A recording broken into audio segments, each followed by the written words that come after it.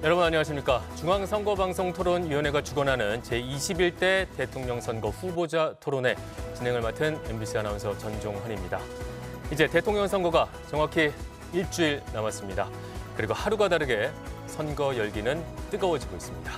오늘 토론회는 공직선거법 제82조의 2에 따라 국민 여러분께서 후보자를 선택하는 데 도움을 드리고자 마련됐습니다. 오늘 토론회는 MBC 상암 스튜디오에서 진행이 되고 있고요. MBC와 KBS, SBS 등 다양한 채널에서 2시간 동안 전국에 생방송됩니다. 중앙선거방송토론위원회 유튜브와 네이버 TV에서도 만나볼 수가 있고요. 아울러 청각장애인 여러분을 위해서 복지TV에서 후보자별 1대1 수어 통역 방송이 진행되고 있음을 말씀드립니다. 네, 오늘 토론회에는 공직선거법에서 정한 기준에 따라서 4명의 후보가 참석했고요. 좌석과 발언 순서는 모두 사전 추첨을 통해 결정됐음을 알려드립니다. 자, 오늘은 정치 분야에 관한 토론을 진행해 보겠습니다. 아마 우리 후보분들, 국민 여러분께 드리고 싶은 말씀이 많을 것으로 짐작이 되는데 먼저 각 후보의 시작 발언으로 토론을 열어보겠습니다. 발언 시간은 1분이고요. 순서에 따라서 기호 1번 더불어민주당 이재명 후보부터 말씀하시죠. 존경하는 국민 여러분, 더불어민주당 대통령 후보 이재명입니다. 이번 첫 토론이 열렸던 날은 45년 전 5.18 개헌군이 광주에 진입하던 날이었습니다. 그런데 또 묘하게 오늘 27일은 광주의 개헌군들이 광주에 있던 전남도청을 기습해서 우리 계엄군들을 마지막으로 살상한 최후의 날이었습니다. 그날 새벽에 한강 작가의 소년이 온다에 나오는 동호군, 문재학 군은 총에 맞아 사망했습니다. 그러나 그 문재학 군은 다시 작년 12월 3일에 우리 국민들로 회생해서 이번 내란을 확고하게 진압하고 있습니다. 총알이 강하지만 투표보다는 약합니다. 국민 주권을 회복하고 내란을 극복하는 이번 선거에 꼭 참여해 주십시오. 네, 다음은 기호 5번 민주노동당 권영국 후보 말씀하시죠. 국민 여러분 안녕하십니까. 민주노동당 대통령 후보 권영국입니다. 쿠팡물류센터 야간조를 마치고 집으로 돌아와 씻지도 못한 채 다시 알바 앱을 켜야 하는 청년, TV 토론을 볼 시간도 관심을 둘 힘도 없는 그 청년에게 오늘 저는 이 자리에서 말을 건네고자 합니다. 정치가 밥 먹여주느냐 하는 물음, 그 포기와 체념을 저는 외면하지 않았습니다.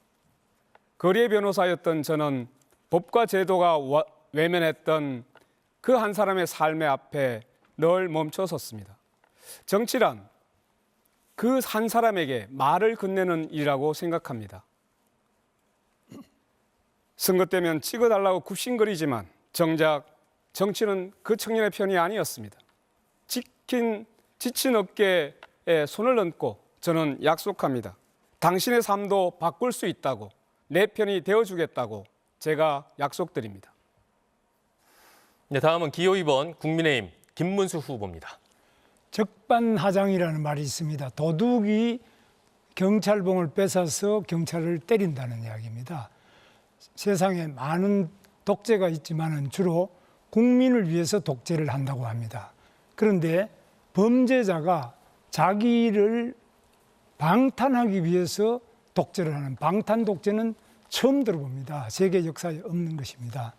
자기를 유죄 판결했다고 해서 대법원장을 오히려 탄핵하겠다, 특검하겠다고 합니다. 자기를 기소한 검사를 탄핵을 했습니다. 뿐만 아닙니다.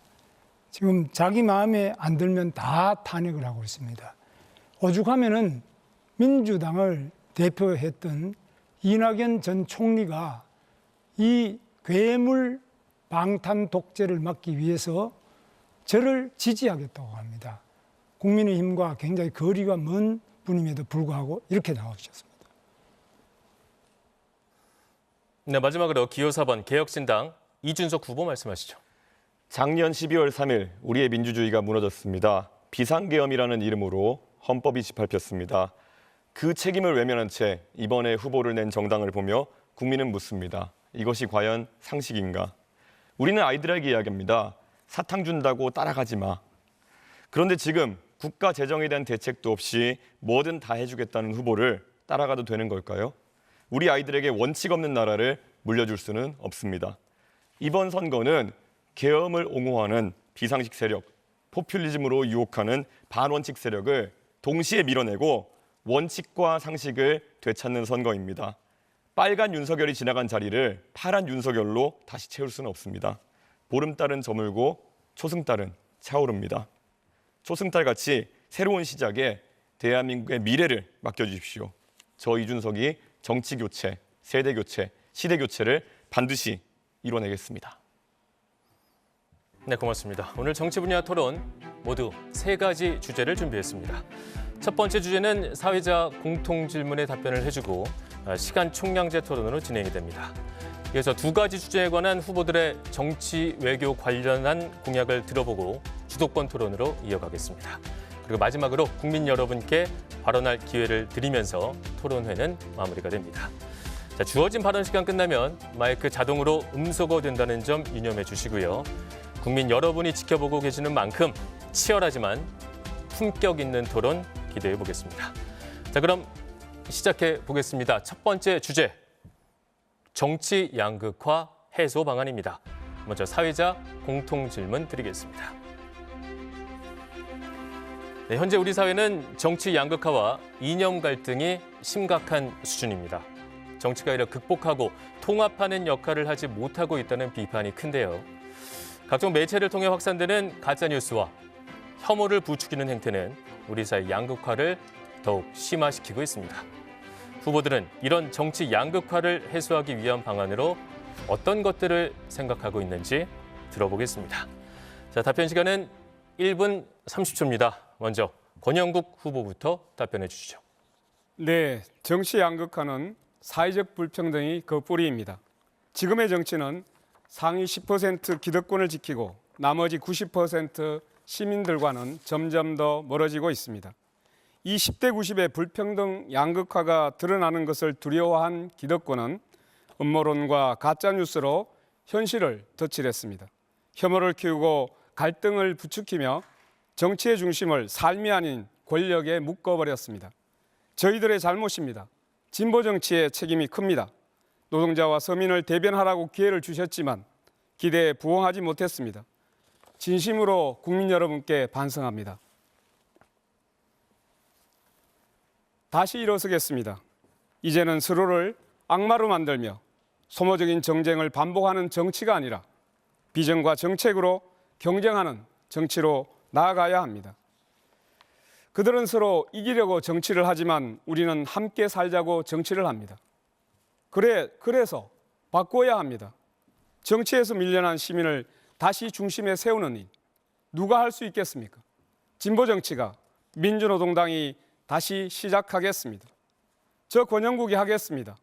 불평등의 뿌리를 둔 기득권 정치를 갈아엎고 진보 정치로 새 판을 짜겠습니다. 네, 이어서 김문수 후보 답변해 주시죠. 비명행사라는 말이 있습니다. 자기의 체포 동의안이 국회에서 가결되자 이것은 검찰과 반대파들이 내통한 것이라고 해서 자기를 반대한 파들을 제거하는 것입니다.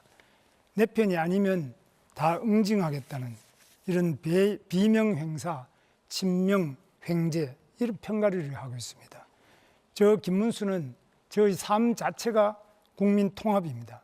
저는 노동 현장에서 7년 동안 노동자로서 약자의 삶을 대변했습니다.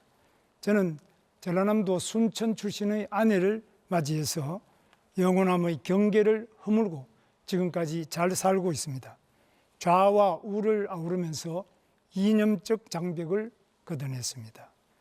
정치가 권력을 내려놓고 특권도 폐지하고 약자를 보살피며 대화하면서 도와드려야 합니다. 제가 만남과 대화를 통해서 좌와 우, 노와 사, 빈부, 또 남녀, 동서 갈등을 해소하는 통합의 정치를 하겠습니다. 국민 통합, 말로 되는 것이 아닙니다. 실천으로 온 삶을 살아온 저 김문수가 반드시 해내겠습니다. 다음은 이준석 후보입니다. 예, 지금 우리 사회의 가장 심각한 가짜 뉴스는 부정선거 음모론입니다. 음모론에 빠진 대통령이 계엄령을 선포했습니다. 그런데 이 자리에도 부정선거 음모론을 믿으셨던 분이 두 분 계십니다. 이재명 후보, 김문수 후보. 좌우의 선동가들이 정말 부정선거를 믿어서 음모론을 퍼뜨리지는 않았을 겁니다. 정치 팬덤을 결집하기 위해서 아니면 선거 패배를 인정하기 싫어서 혹은 돈을 벌려고 부정선거를 소재로 영화까지 만들어서 음모론의 야바이꾼 역할을 했습니다. 우리 사회의 가장 큰 문제는 이처럼 국민을 속이고도 반성하거나 사과하지 않는다는 겁니다. 이번에도 자신이 음모론에 빠졌던 증거를 제시하자 기억이 나지 않는다는 무책임한 거짓말을 반복하고 있습니다.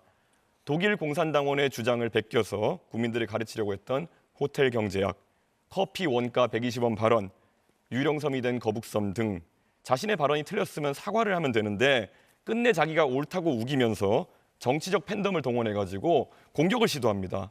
이런 나쁜 정치인 때문에 정치 양극화가 심해지고 지금 우리나라가 극단적 갈등으로 몸살을 앓고 있다고 생각합니다. 해결 방법은 분명합니다. 거짓말하는 대통령이 아니라 바른 말하는 대통령을 뽑아주십시오. 낡은 기득권이 아니라 압도적 새로움을 선택해 주십시오. 바야흐로 오렌지빛 선거혁명을 이룰 때라고 생각합니다. 저 이준석이 대한민국 정치를 바꿔내겠습니다. 네, 마지막으로 이재명 후보 답변해 주시죠. 네, 국민 여러분, 정치 양극화 지금 심각하지요. 정치는 본질적으로 대화하고 소통하고 상대를 존중하고 인정하고 타협하는 것입니다. 그런데 대한민국에는 일방적으로 자기 주장만 하고 상대를 절멸시키려는, 아예 없애버리는 그런 시도를 하기도 합니다. 가장 대표적인 극단적인 형태가 바로 이번에 계엄이죠. 아예 야당을 전부 말살시켜버리겠다. 대한민국의 모든 권력을 혼자 갖고 영구적으로 그 권력을 누리겠다. 이게 군정을 지도한 군사 쿠데타의 본질입니다. 이런 양극화의 근본 원인은 정치적으로 실력 없는 정치 집단들이 충직하게 실력을 발휘해서 국민들로부터 신임을 받는 게 아니고 노동자와 기업, 동쪽, 서쪽, 남녀, 노소 이런 식으로 장애인, 비장애인 이렇게 갈라가지고 대립, 갈등을 시킨 다음에 그 상대편으로부터 지지를 획득하는 이런 어쩌면 게으르고 아주 나쁜 의도에서 시작된 것입니다. 양극화를 극복하는 타협하고 공존하는 정치를 만드는 것은 대통령의 가장 큰 책무입니다. 그래서 대통령이라고 합니다. 소통과 대화, 협치를 복원하겠습니다. 유능한 사람들을 편을 가리지 않고 제대로 쓰겠습니다. 실력을 인정받아서 정치적 지지를 획득하겠습니다. 그리고 야당과 대화하고 인정하겠습니다.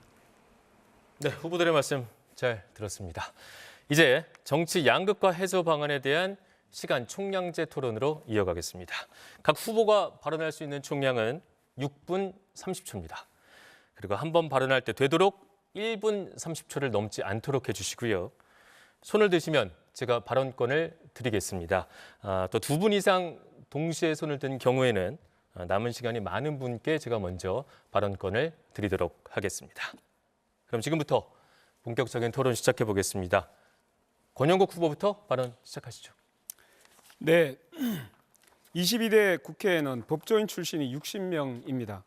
법조인은 5만 7천 명으로 전체 인구의 0.1%밖에 되지 않습니다. 그런데 국회의석의 20%를 차지하고 있습니다.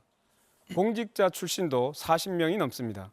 그런데 200만 농민 중에는 국회의원이 단 1명, 900만 비정규직 노동자 중에도 단 1명, 500만 자영업자 중에는 단 3명만이 존재합니다. 이게 바로 우리의 국회의 현실입니다. 이게 말이 됩니까? 이게 과연 국민 전체를 대표하는 국회라고 할 수 있습니까? 노동자와 시민의 삶은 국회에서 극소수입니다. 그래서 준연동형 비례대표제를 도입했는데 양당이 서로를 핑계 삼아서 위성정당을 만들고 정치개혁을 무력화시켰습니다. 정치개혁을 하려면 위성정당이 반복되어서는 안 됩니다. 여야가 위성정당을 하지 않겠다고 약속하고 위성정당 방지법을 여야 합의로 도입해야 합니다. 우선 이재명 후보님과 김문수 후보님께 위성정당 방지법 도입하고 위성정당 하지 않겠다고 약속할 수 있는지 답변 부탁드립니다. 제가 먼저 할까요? 네. 아주 맞는 지적이세요. 저희는 위성정당 방지법을 만들어야 된다는 입장이었는데 정말로 그렇게 하고 싶었어요. 좀 고민도 많았죠. 그러나 이게 정치 룰이기 때문에 국민의힘과 합의를 해야 되는데 이제 국민의힘의 협조를 얻기가 어려웠는데 저는 협의가 가능하면 위성정당 방지법을 실효성 있게 꼭 만들고 싶습니다. 저는 원래 이 위성정당이 태동하게 된 연동형 비례대표제 선거법 자체를 저는 반대했습니다. 이 선거법 전체가 잘못되어 있기 때문에 이 선거법을 고쳐서 위성정당은 물론이고 아주 국민들도 모르고 법을 만든 사람들도 모르는 연동형 비례대표제 이런 거 고쳐야 된다고 생각합니다. 네, 이어서 이준석 후보 발언하시죠. 예, 우선 저희 개혁신당만이 지역구와 비례대표 의원을 정상적으로 선출했던 위성정당 만들지 않았던 당이라는 걸 다시 말씀드리겠습니다. 사실 지금 정치 양극화에 있어가지고 국민들이 분열되는 것은 양 세력의 고조되는 언사, 그 수준이 높아지는 것에 따른 것도 있습니다. 그런데 최근에 보면요, 사실 이재명 후보의 언사 중에서 이해가 안 가는 것들이 계속 다시 수면 위로 올라오고 있는데요. 예전에 트위터나 이런 거 하시면서 재미있는 말씀들을 많이 하셨던데요. 본인에게 다른 생각을 가진 국민들이 있을 때 가서 아주 직접적으로 비난하면서 달려드신 이력이 있어요. 어떤 지적을 했더니만은 그분에게 가서 화장실로 가서 대변기에 머리를 넣으세요. 뭐 이런 말씀하신다든지, 아니면 이분은 간질이 있나 본데 정신병원에 보내세요. 뭐 이런 말씀하시고요. 수준 낮은 일배만 보면 짝짝이 눈에 정신지체가 될 수 있다. 이거는 장애를 저주로 쓰는 것 아닙니까? 저는 이런 식의 언사가 정치 지도자급에서 나오기 때문에 일반 국민들도 사실 이런 역치가 굉장히 낮아져가지고 이런 언사가 계속되는 것이 아닌가 생각하고요. 올해 4월에 고등학교에서 이제 폭력 사건이 발생했는데요. 가해자가 피해자에게 했던 욕설인데 너희 어머니의 뭐 중요 부위를 어떻게 찍겠다 뭐 이런 얘기를 했다는데 저는 냉정하게 말해가지고 이거 누가 만든 말입니까? 저는 이렇게 이재명 후보 욕설을 보고 따라하는 거 아니겠습니까? 오늘 이 자리에서 사과하실 의향이 있는지, 그리고 이런 언어가 고조되는 것에 대해 가지고 어떤 대책이 있으신지 궁금합니다. 일단은 저의 부족함에 대해서는 그간에 수차 사과 말씀을 드렸고 뭐 다시 사과드리겠습니다. 그리고 그 말은 제가 한 말이 아니고 우리 형님이 어머니한테 한 말인데 그런 소리 하는 걸 왜 안 말랐느냐라고 제가 좀 과하게 표현한 것이었다는 설명을 좀 드립니다. 저한테 발언권이 이제 생겼으니까 제가 좀 시작해 보겠습니다. 오늘은 저는 가급적 김문수 후보님과의 논쟁을 좀 끌어가고 싶어요. 제일 중요하니까요. 이 시대의 가장 중요한 과제는 역시 내란 극복이다, 그런 생각이 듭니다. 윤석열 대통령은 권력을 독점하겠다, 자신들의 부정 비리를 막겠다, 이런 일념으로 계엄을 선포했죠. 결론적으로 한번 물어보겠습니다. 계엄 해제를 우리 국민의힘 의원들이 대부분 참여하지 않았어요. 계엄 해제했어야 된다고 보십니까? 하면 안 됐다고 보십니까? 계엄 해제를 빨리 해서 바로 해제가 됐지 않습니까? 아니, 제 말은 그런 결과를 묻는 게 아니라 본인이 그에 대해서 어떤 입장이냐. 계엄은 해제됐어야 된다. 해제하지 저는 않아야 계엄 된다. 자체를 아주 원칙적으로 반대하고요. 네, 알겠습니다. 제가 계엄에 대해서는 뭐 누차 지금 72년도 유신 때도 계엄 때문에 피해를 받고 80년에도 50 때도 제가 계엄 때문에 삼천교육 대상자가 됐습니다. 계엄은 저는 절대 반대고 계엄 해제는 뭐 더 말할 것도 없이 있을 네. 수 없는 거죠. 제가 몇 바로 가지 더 해제해야죠. 물어보겠습니다. 네. 우선은 그 국회에서 국무위원들 사과할 생각 없느냐, 기립해서 사과해라 그랬을 때 유일하게 일어나지 않으셨거든요. 사과할 생각이 없었던 겁니까? 그런 방식의 사과도 아니고 그냥 그거는 일종의 그런 군중 재판식으로 그 어떤 국무총리를 불러내 가지고 서영교 의원이 사과를 하라 그러면 사과를 했는데 저를 국무총리가 4번이나 했습니다. 사죄의 절을. 그런데 자리에 앉아 있는 의원들이 더불어민주당 중심으로 해서 전부 고함을 지르면서 전 국무위원들이 일어나서 100배 사죄를 하라든지 이거는 일종의 폭력이지. 그거 사과도 아니고 국회도 아니죠. 그런 식으로 하면 안 되죠. 사과할 마음은 있었습니까? 사과는 계엄 자체를 저는 반대한다. 아예 자체를 반대하고. 좋습니다. 그러면 잘못된 그 다음 단계를 한번 물어보죠. 네. 윤석열 대통령에 대한 탄핵 그리고 파면, 구속에 동의하십니까? 그 뭐 여러 가지 물으셨는데 윤석열 대통령이 지금 파면이 돼 가지고 헌법재판소에서 아예 그 직위가 없어졌지 않습니까? 네. 그래서 다만 여기에 이제 탄핵의 과정의 절차상으로 몇 가지 문제가 있었습니다.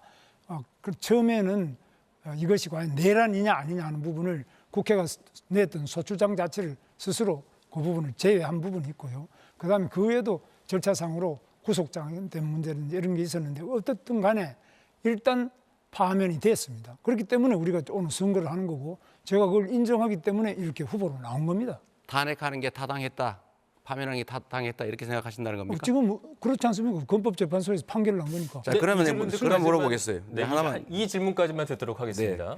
자, 이거를 마저 물어봐야 되는데 내란 행위가 아니라고 계속 우기시더라고요. 저번에 우리 권의원 후보님 질문할 때 이게 어떻게 내란이 아닐 수가 있냐? 전시사변 그거 아니었잖아요.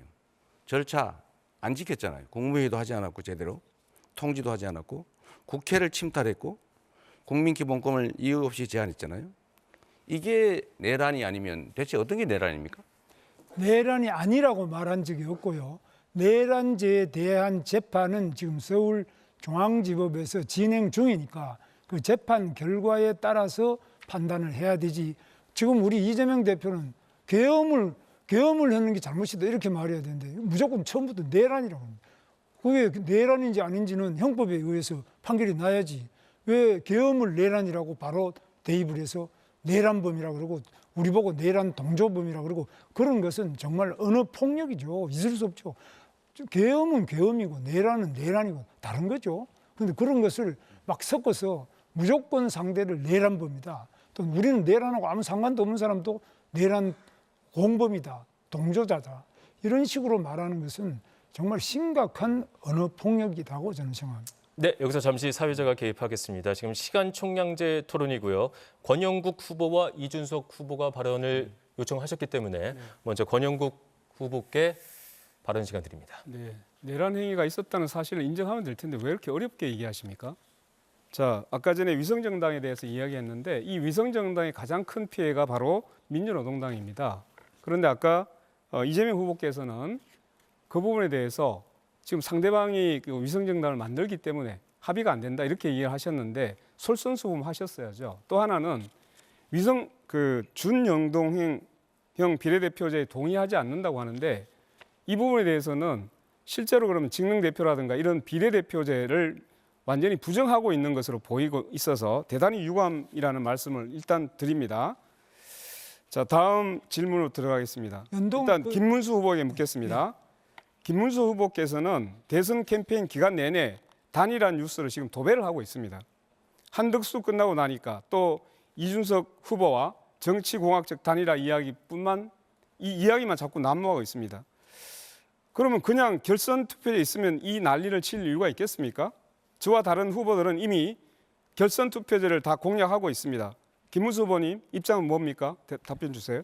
아까 말씀하신 것 중에서 아니 여기 답변 주세요. 그리고 아까 그거부터 해야 되겠습니다. 여기 답변 주세요. 연동형 비례대표제를 반대한 것이 제가 비례대표 자체를 반대한 적이 한 번도 없고요. 제가 공천위원장을 하면서도 비례대표 공천도 다 한 사람입니다. 그래서 그건 완전히 왜곡이고요. 왜곡이 아니고요. 예, 일단 왜곡. 여기 답변하세요. 예, 네. 그래서 그 자체가 왜곡 자꾸 발언을 해가지고 상대방을 그렇게 몰아가면 안 돼요. 답변하십시오. 결선 투표에 대한 입장을 물었습니다. 결선 투표는 저는 뭐 지금 맞지 않다고 보고 있습니다. 네, 이어서 이준석 후보 발언 기회 드립니다. 예, 헌법재판소가 윤석열 대통령 탄핵을 결정하면서 국회의 다수 의석을 차지한 야당이 일방적으로 국회의 권한을 행사한 일이 거듭되었다라는 지적도 했습니다. 물론 이 계엄 전체는 윤석열 대통령의 잘못이지만 이 부분 헌법재판소의 의사를 받아가지고 국회가 좀 고칠 점은 없는지 생각해봐야 된다 생각하는데요.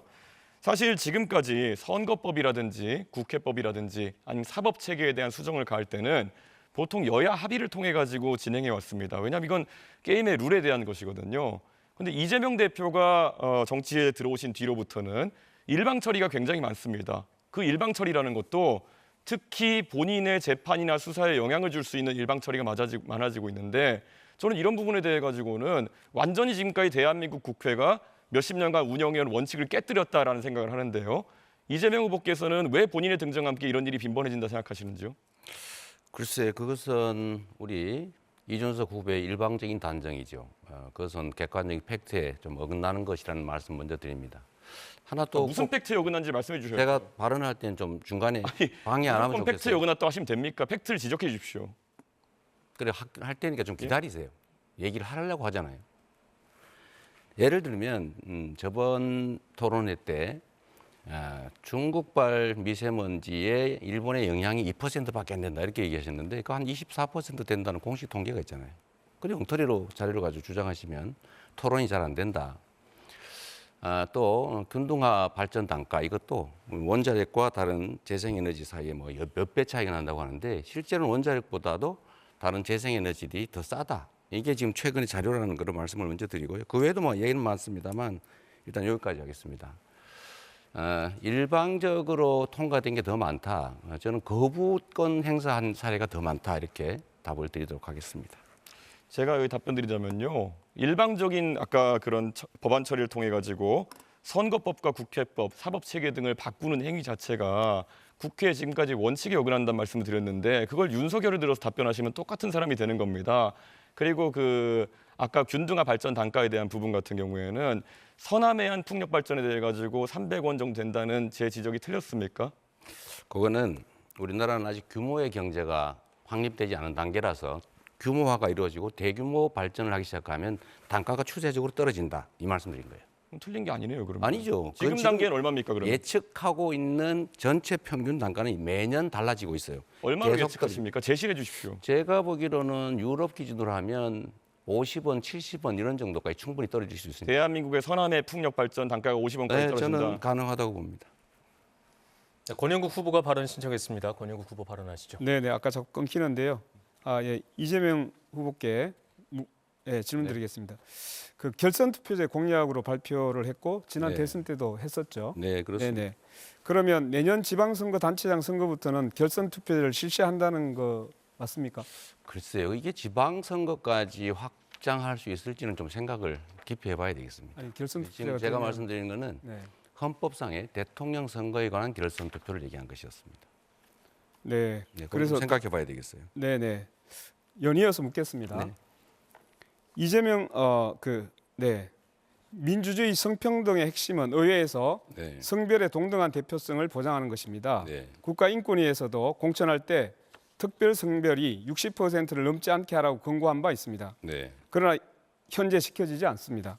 20대 국회 여성 비율은 20%, 60명에 불과합니다. 역대 최다인데도 OECD 평균 33%에 한참 못 미칩니다. 네.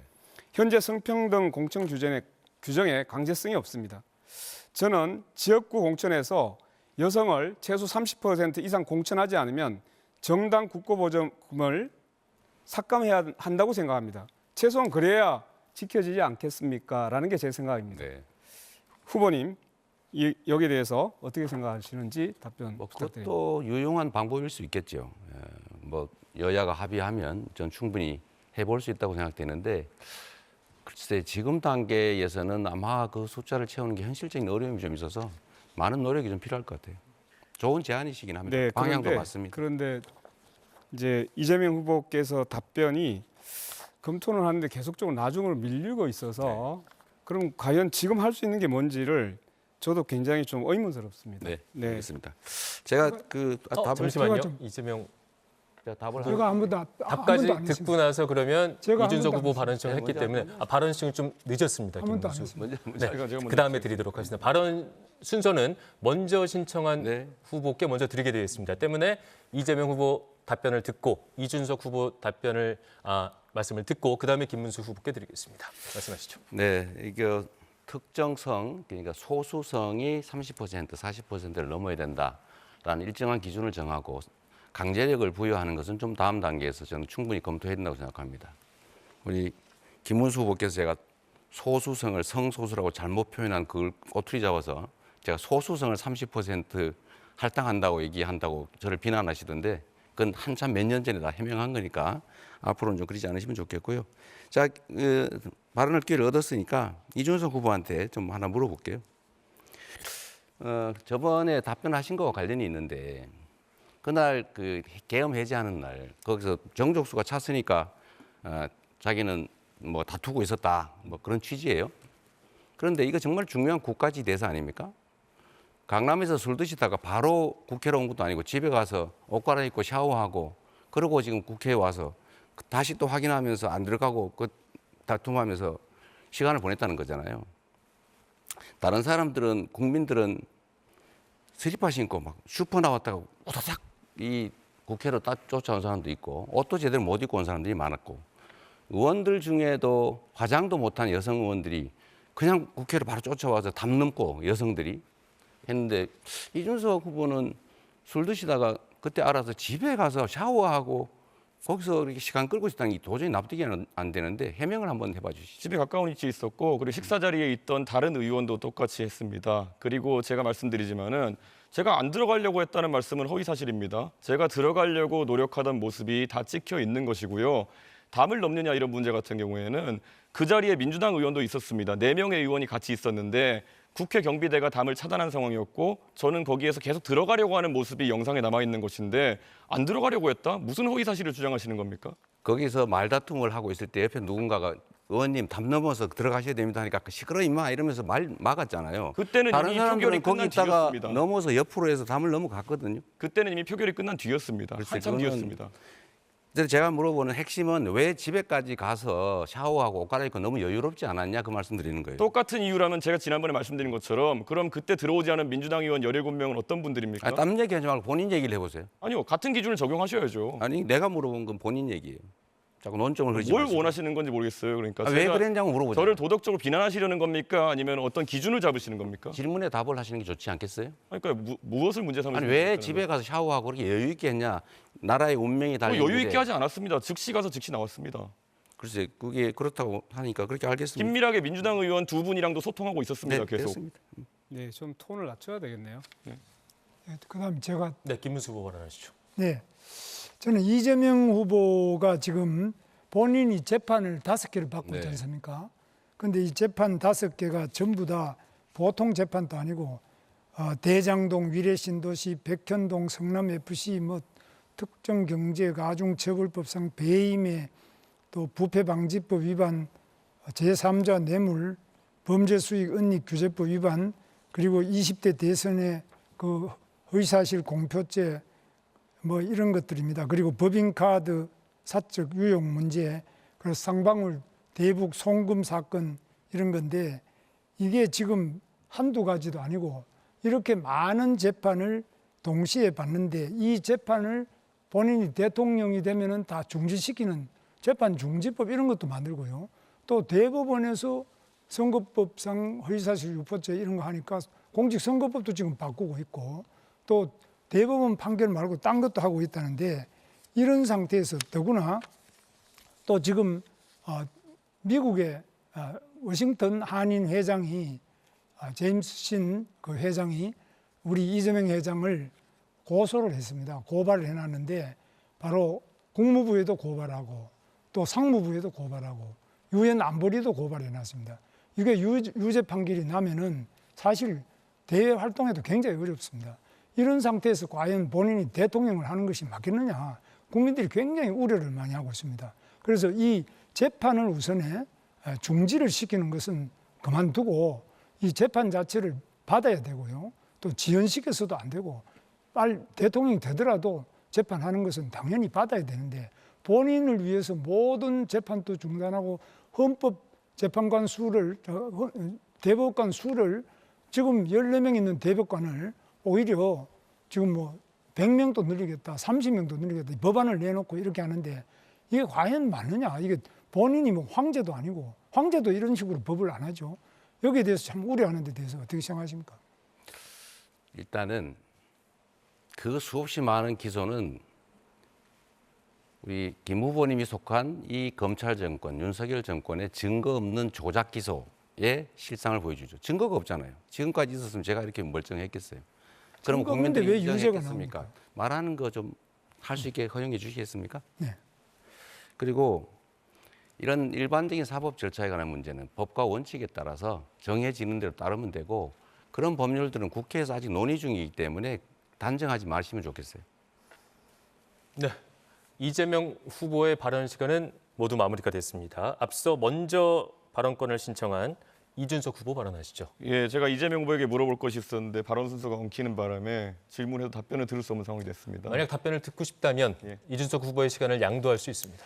예, 사실 지난 토론에서 많은 분들이 놀랐을 것이 이재명 후보가 호텔 경제학을 또 방어하기 위해서 루카스 자이제라는 분을 들고 나와가지고 그분을 아는지 저한테 물어봤었는데요. 저는 더 놀랐던 것이 이분이 알고 보니까 공산당 기관지, 독일 공산당 기관지의 편집장을 지내신 분입니다.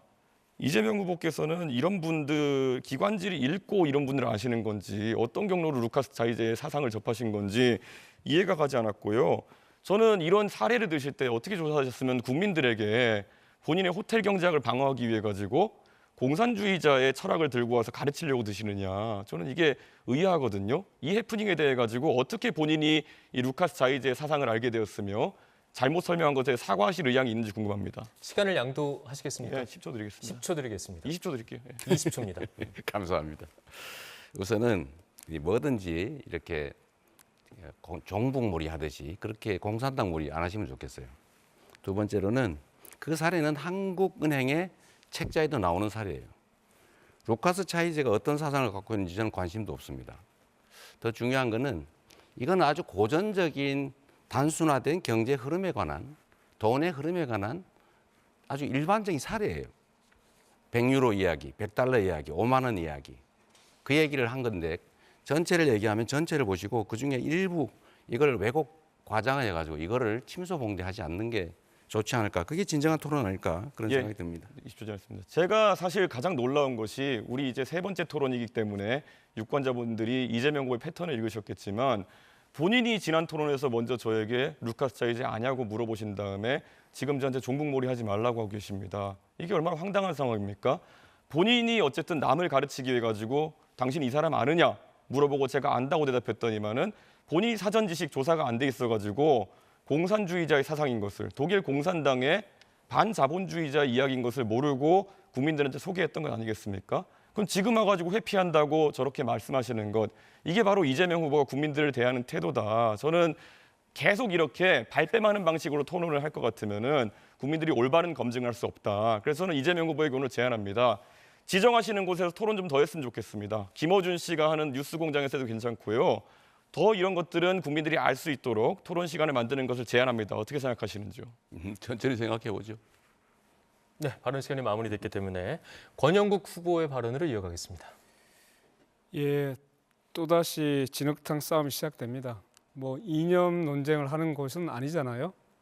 여기는 정책과 비전을 이야기하는데 서로 물고 뜯는 이러한 논쟁 좀 자중해졌으면 좋겠습니다.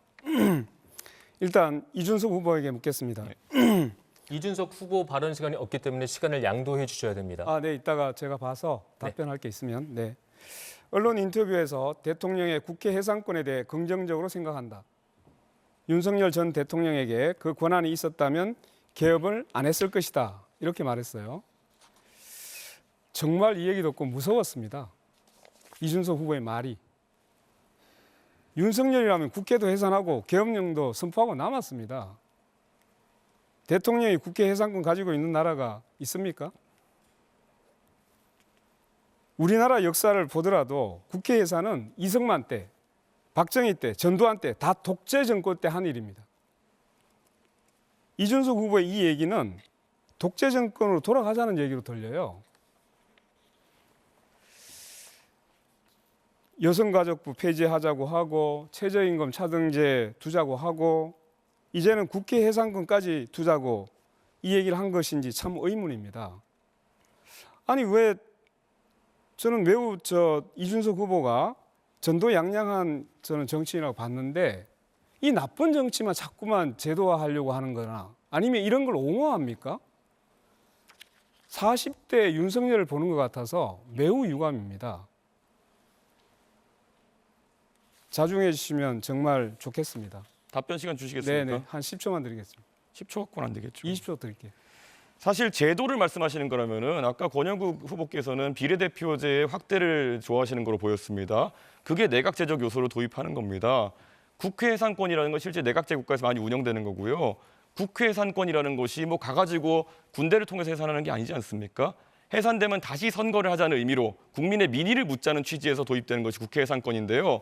그게 내각제적 요소를 도입하는 것인데 거기에 대해서 반대하시면은 아까 네. 비례대표제가 20초. 맞지 않지 않습니까? 20초 드렸어요. 예, 20초 드리니까 이제 제가 얘기를 해야 돼요. 비난을 막 하셔놓고는 왜 어긋나십니까? 그렇게. 아니 그러니까 자 잠깐만 얘기 드리세요. 의원 내각제에서는 당연히 국회 해산권이 있죠. 총리 불신은 당연히 할 수 있고 서로 견제가 됩니다. 그런데 우리나라는 대통령제예요.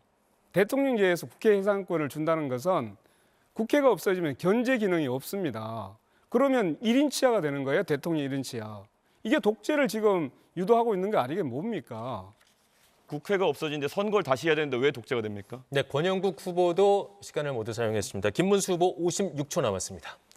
예, 저는 이재명 후보의 주변 인물들이 너무 많이 돌아가세요. 특히 수사받다가 도중에 돌아가시는데 성남도시개발공사 개발사업본부장 유한기 씨가 또 수사받던 다음 날 바로 돌아가셨습니다.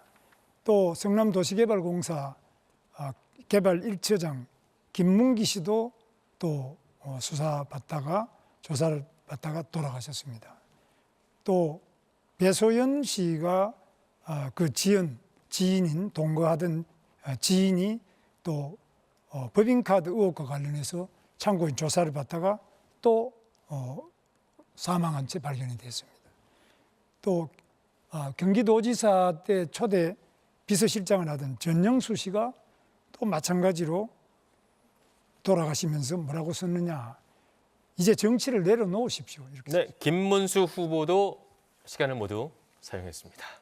네, 첫 번째 토론은 여기까지입니다. 치열한 토론이 이어졌습니다. 지금부터는 공약 검증 토론을 이어가겠습니다. 후보들의 핵심 공약 발표를 먼저 듣고 주도권 토론으로 서로를 검증하는 방식입니다. 바로 진행해 보겠습니다. 주제는 정치 개혁과 개헌입니다.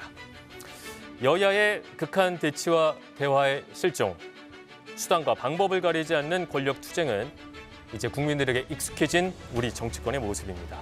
이런 상황을 겪으면서 개헌을 통한 권력구조 개편 등 정치 시스템의 개혁은 중요한 화두가 됐습니다. 이에 대한 각 후보의 공약을 먼저 들어보겠습니다.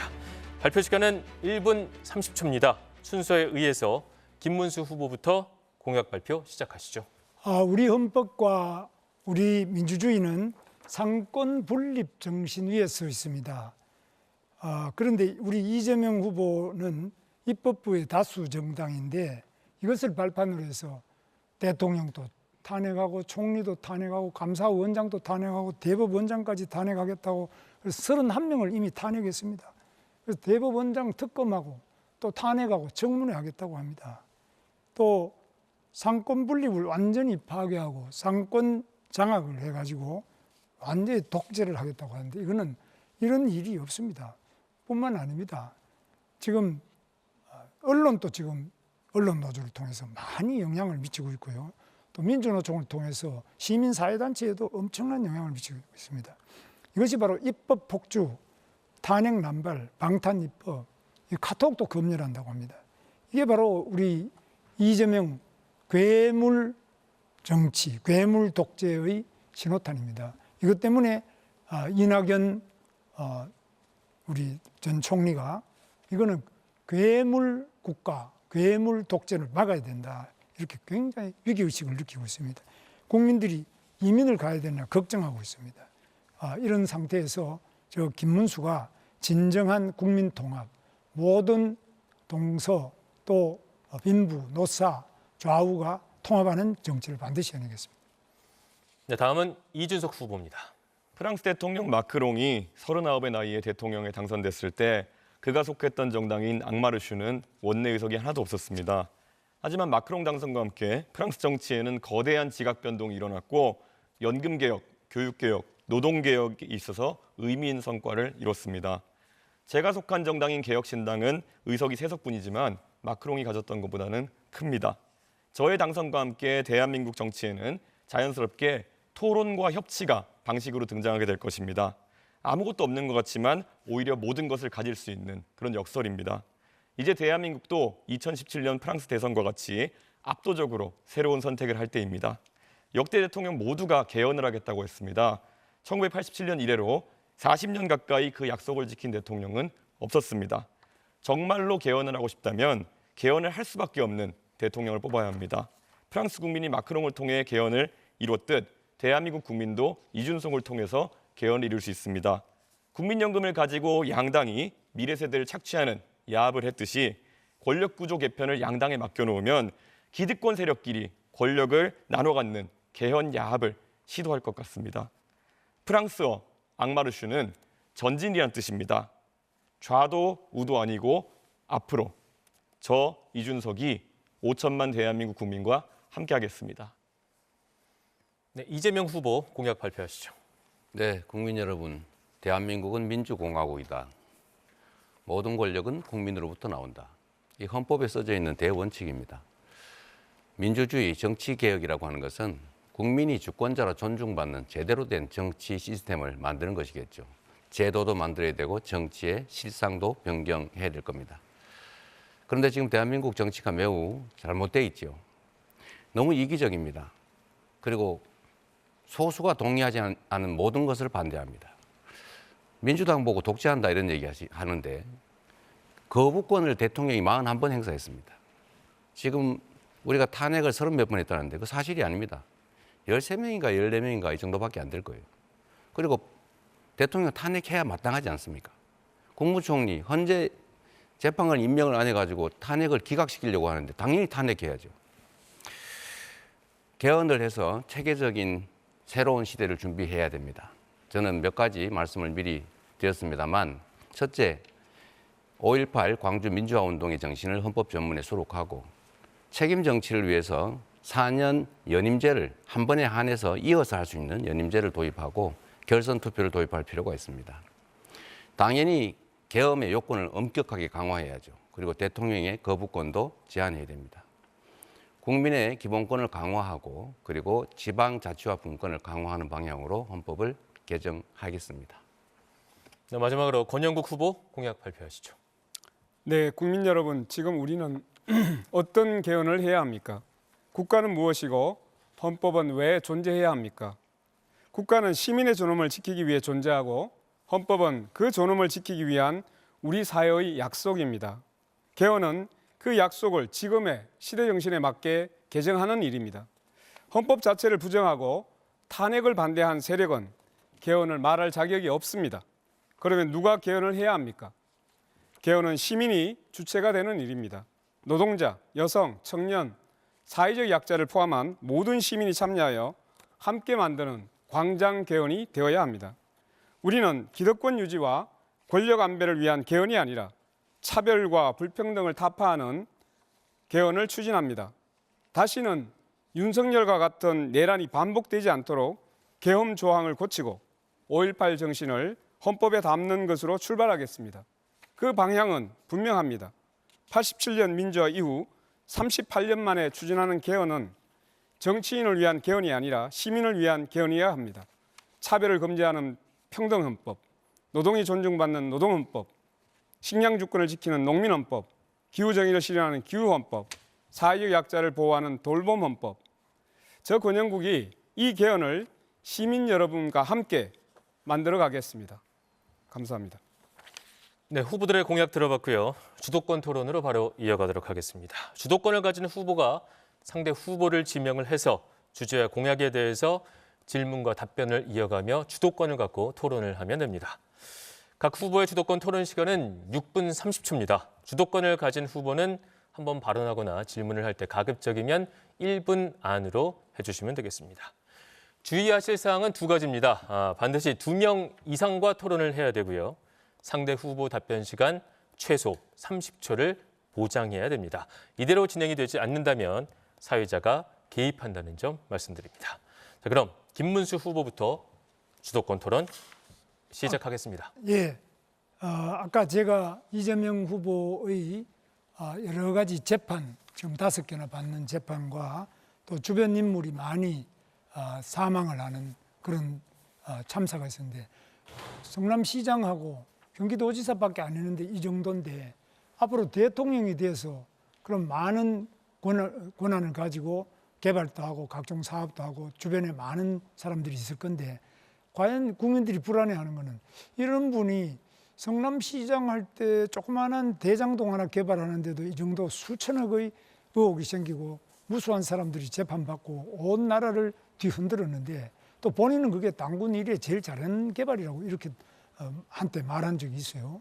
그래서 이런 분이 대통령이 돼서 만약에 각종 국토 개발을 한다, 각종 사업을 한다, 주변에 또 많은 공직자를 제대로 거느릴 수 있을까? 또 이재명 후보는 성남시장이나 또 경기도지사를 할 때도 뭐 제가 할 때는 굉장히 깨끗하게 해서 청렴도를 전국 1위로까지 오르는데 이재명 후보는 그걸 또 상당히 부패한 이 경기도 또 성남시로 만들어버리고 부패 정도가 아니라 역사상 이렇게 정말 아수라라는 영화에 나와 있는 것처럼 그게 이 아수라라는 영화가 정말 성남시를 딱 상징하는 그런 영화입니다.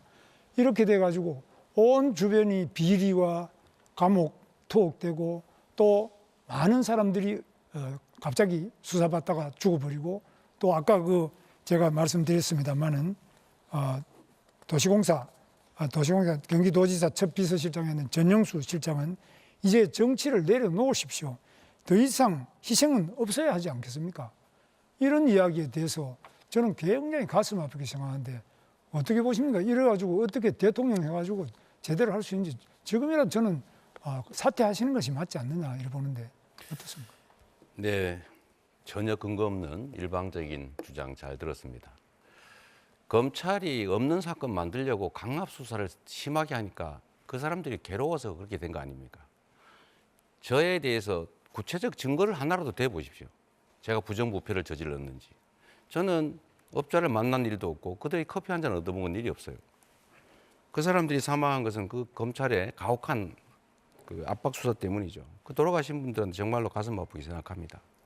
자, 이제 시간이 다 됐는데 지금 보세요.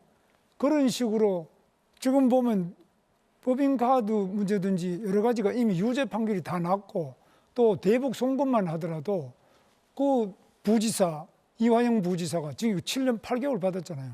감옥에 앉아가 있고 다 지금 현재 유죄 판결을 받아가지고 있는데 증거가 하나도 없다. 그럼 무슨 증거를 원하십니까? 그동안 검찰의 공소장이다, 재판의 판결문이다, 유죄 판결이 다 나가지고 많은 사람들이 이 오죽하면은 전영수 경기도지사 첫 비서실장은 유서에서 그랬습니다. 유서에서 이제 정치를 내려놓으십시오. 더 이상 희생은 없어야 되지 않겠습니까? 이분이 돌아가시면서 괜히 그러면 허위 사실을 유포하겠습니까? 여기에 대해서 저는 이재명 후보가 지금이라도 이 대통령이라는 자리는 엄청나게 윗물 중에 윗물인데 윗물이 맑아야 아랫물이 맑지. 대통령이 이렇게 부정부패와 온갖 그 의혹을 가지고 재판을 받아야 되는데 자기 재판은 또 안 받겠다고 전부 재판 중지법을 만들어가지고 다 수도하고 자기가 하는 여러 가지 것들은 예를 들면 공직선거법상 허위사실 유포죄 이런 거는 아예 그 행위 자체를 없애버리는 이런 법을 고쳐가지고 내가 지은 죄는 아예 죄목 자체를 없애버리자. 세상 전체에 이런 핵의 망측한 발상을 어떻게 할 수 있냐. 이런 분이 대통령이 된다면 이 나라가 어떻게 되겠냐. 정말 이낙연 대표도 괴물 국가라고 그랬습니다. 괴물 국가. 그래서 이 괴물 국가를 만드는 괴물의 그 우두머리가 바로 이재명 후보 아니냐. 그런 점에서 오죽하면 이낙연 후보가 저를 지지한다고 하겠습니까? 그분이 저를 지지할 때 얼마나 많은 부담이 오겠습니까? 여기에 대해서는 우리 이재명 후보께서 반드시 그 답을 해야 된다. 이걸 돌려봐서 안 되잖아요. 근데 또 형님도 그렇지 않습니까? 이재명 후보 형님께서 정신병원에 강제 입원하려고 그러다가 우리 구성숙 우리 보건소장도 잘 아실 거예요. 그런 분들이 다 그냥 안 된다고 했는데 그래 무리하게 하다가 결국은 형님 돌아가셨죠. 그 다음에 또 형수님 보고 그 말린다고 온갖 그 욕을 해가지고 온 가정이 다 어려워졌고 파탄이 나고 이런 상태인데 이것도 못하면서 그 연설 장소가 아니니까 저한테 아니 합격 어떻게 기록 좀 한번 그래가지고 어떻게 대통령이 되느냐. 저는 그런 면에서 국민들이 너무너무 우려하고 제가 우려하는 것이 아니라 이낙연 총리가 오죽하면은 우려를 해서 이렇게 돼 있겠냐. 잠시만 사회자가 개입하겠습니다. 지금 이재명 후보에게 30초 답변 기회를 드려야 되고 2명 이상과 토론을 해야 되기 때문에 그죠, 빨리 답변을 듣고 질문 하나를 하도록 하겠습니다. 이재명 후보 답하시죠. 네, 저한테 부정부패 이미지를 씌우려고 노력하시는데 제가 그거 하나 물어보겠습니다. 김문수 후보 그 정치자금 4번인가 3번인가 그 부정자금 받은 걸로 그 캠프에 있는 아주 가까운 사람 다 처벌받았죠. 그렇죠. 그의 받은 부정해서 수급한 정치자금이 4억이 넘던데 그거 본인은 몰랐다는 이유로 다 처벌을 면했지 않습니까? 본인이 진짜 뭐- 몰랐어요. 그럼 부하들이 다 그 책임을 지면 그 김문수 후보님 주장에 의하면 연대 책임으로 당연히 책임을 져야 되는 거 아닙니까? 아니, 제가 알지도 못하는 일에 대해서 왜 제가 책임을 져야 됩니까? 제가 근데 잠시 문제가- 사회자가 개입하겠습니다. 시간이 남지 않아서 한 명에게 더 질문을 하고 답을 들어야 예, 2명 이상 토론이 가능합니다. 제가 문제가 있다면 당연히 처벌받았겠죠. 제가 안 처벌받으면 자꾸 저 처벌로인데 우리 이준석 후보는 어떻게 보십니까 이 문제? 방금 전에 이재명 후보가 측근들이 문제가 있으면 나도 문제가 있는 것이냐 이렇게 하셨기 때문에 본인들 측근들이 이제 문제 생기시면은 똑같은 논리로 이제 타격받으실 텐데 그냥 급급해가지고 안 말씀하신 것 같습니다. 실제로 이재명 후보 문제 많죠. 네, 구추 사용할 수 있습니다. 네, 그래서 지금 이렇게 본인이 이렇게 전 세상이 다 아는 문제를 딱 잡아떼는 거 이거는 대통령 자격이 없다고. 네, 주어진 시간 모두 사용했습니다. 이어서 이준석 후보 주도권 토론 시작합니다. 예, 이재명 후보님 그 헌법 8조 잘 아시죠? 예, 뭐 조문 정확하게 기억 못 하겠네요. 말씀해 보세요. 예, 정당에 관한 부분이니까 모르시죠. 그러니까 정당을 민주적으로 운영해야 된다는 내용이 헌법 8조의 2항인데요. 제발 그 헌법대로 정당을 운영하셨으면 좋겠다 그런 생각을 했습니다. 사실 민주당의 운영을 보면요. 정당 내부의 민주주의의 실종이란 말을 들은 지 오래고요. 정당의 당원 같으면은 국가의 헌법과도 같은 것입니다. 근데 이 당원 같은 것을 막 바꾸고 그러세요. 그래서 그 민주당의 당원을 보면 80조에 보면은 여러 가지 범죄 혐의가 있으면은 당직이 기소 시에 정지되게 돼 있는데 그것도 이제 마음대로 바꾸시고 이렇게 하는 모습을 보면서 1심 유죄 나오자마자 당원 80조가 삭제됐거든요. 이렇게 당의 존립 근거가 되는 당원을 이렇게 마음대로 바꿔버리고 위인 설법 아니겠습니까? 이재명 후보 전에는 기소된 사람 없었습니까? 근데 이재명 후보가 기소되고 나니까 유죄를 선고받으니까 이런 것들을 없앤다는 것 자체가 법 체계에 대한 당내의 법 체계에 대한 이해도 별로 없으신 것 같고 그래서 지금도 형사소송법 개정이나 이런 것에 대해 가지고 사회의 규칙이나 제도에 대한 존중 자체가 없는 것이 아니냐라는 비판을 받는 겁니다. 어떻게 보십니까? 앞으로 이런 법률이나 개헌을 진행하는 데 있어서 본인이 관련된 부분은 좀 회피하시고 이렇게 하실 의향이 없으십니까? 더불어민주당은 역사에 없을 정도로 당원 중심의 민주적 정당으로 바뀌었고 강하고 유능한 정당으로 바꿔서 대한민국 정치사에서 가장 큰 야당의 승리를 이뤄냈고 가장 강력한 수권 정당이 됐습니다. 남의 당 얘기하기보다는 개혁신당은 그 허은하 대표를 그렇게 강제적으로 조치를 하지 않았습니까? 또 김용남 의원도 개혁신당 아닌가요? 그리고 그 당내 자금 사용 관련해서 부패 혐의로 고발당하고 그랬던 것으로 시간 아는데 지냈는데요. 예. 어쨌든 그런 점도 살펴보시기 시간 바랍니다. 지났다니까요. 예. 뭐 허은하, 김용남 그렇게 좋으시면은 허은하 의원님이 말씀하신 거 제가 이재명 대표에 대해 평가한 거 읽어드리면요. 매표 포퓰리즘 하는 사람이다. 한국판 차베스다. 김용남 의원은요. 이재명은 대통령커녕 성남시장의 자격도 없다.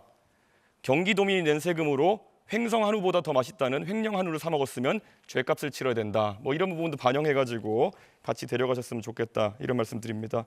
그리고 계속 이제 질문에 질문으로 답하시는 아주 안 좋은 그런 어떤 태도가 있으신데요. 지난번에도 똑같았지만은 이제 국민들이 그 수법 잘 알 테니까 자제해 주셨으면 합니다.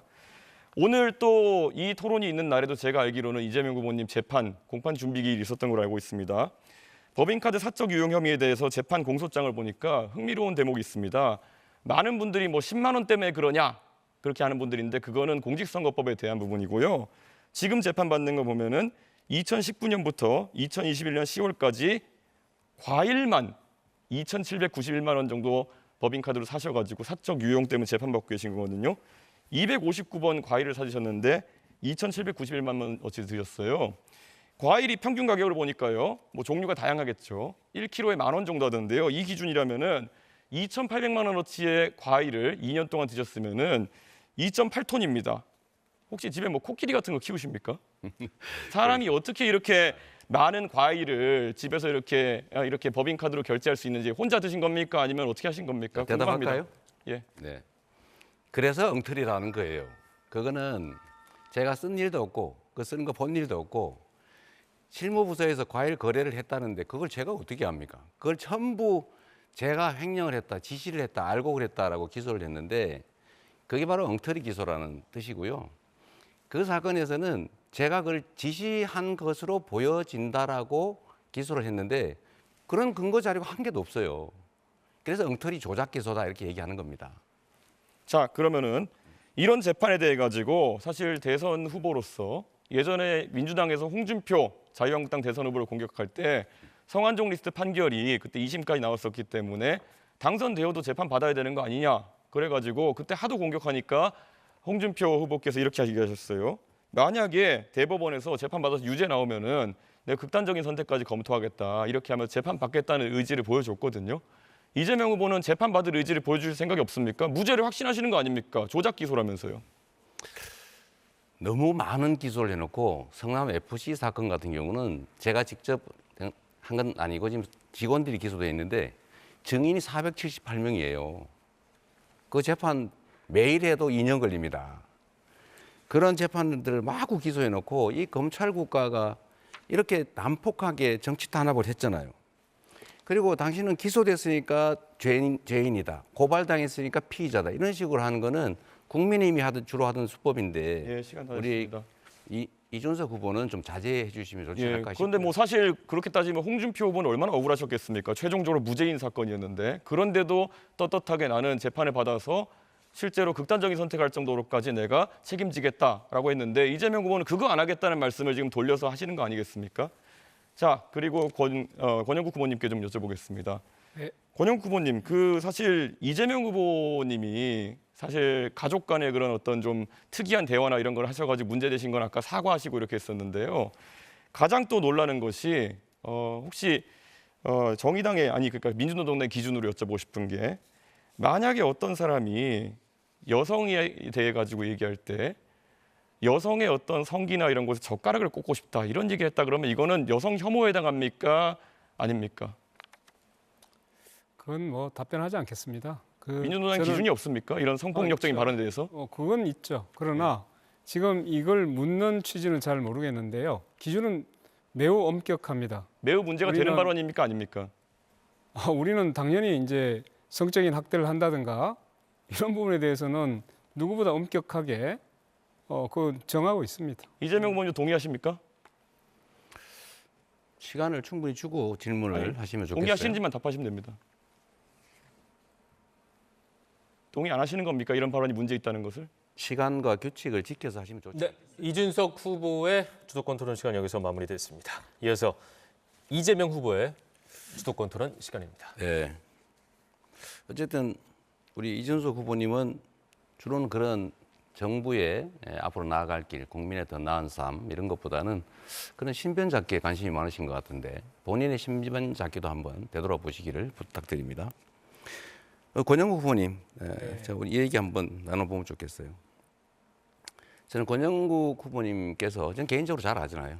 아주 오랜 세월 노동인권 운동도 하시고 변호사로 정말 우리 사회의 어두운 곳, 낮은 곳을 살피시고 정말 큰 애 써오신 거 정말 존경합니다. 네, 감사합니다.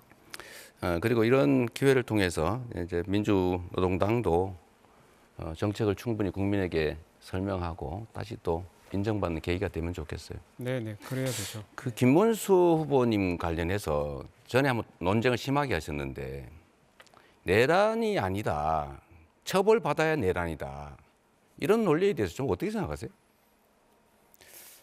예, 지금 제가 이제 곧 답변하기 전에 네. 제가 변호사인데 이 대선 후보 토론장에 나와 있는 거 같지 않고 마치 법정에 서 있는 느낌이에요.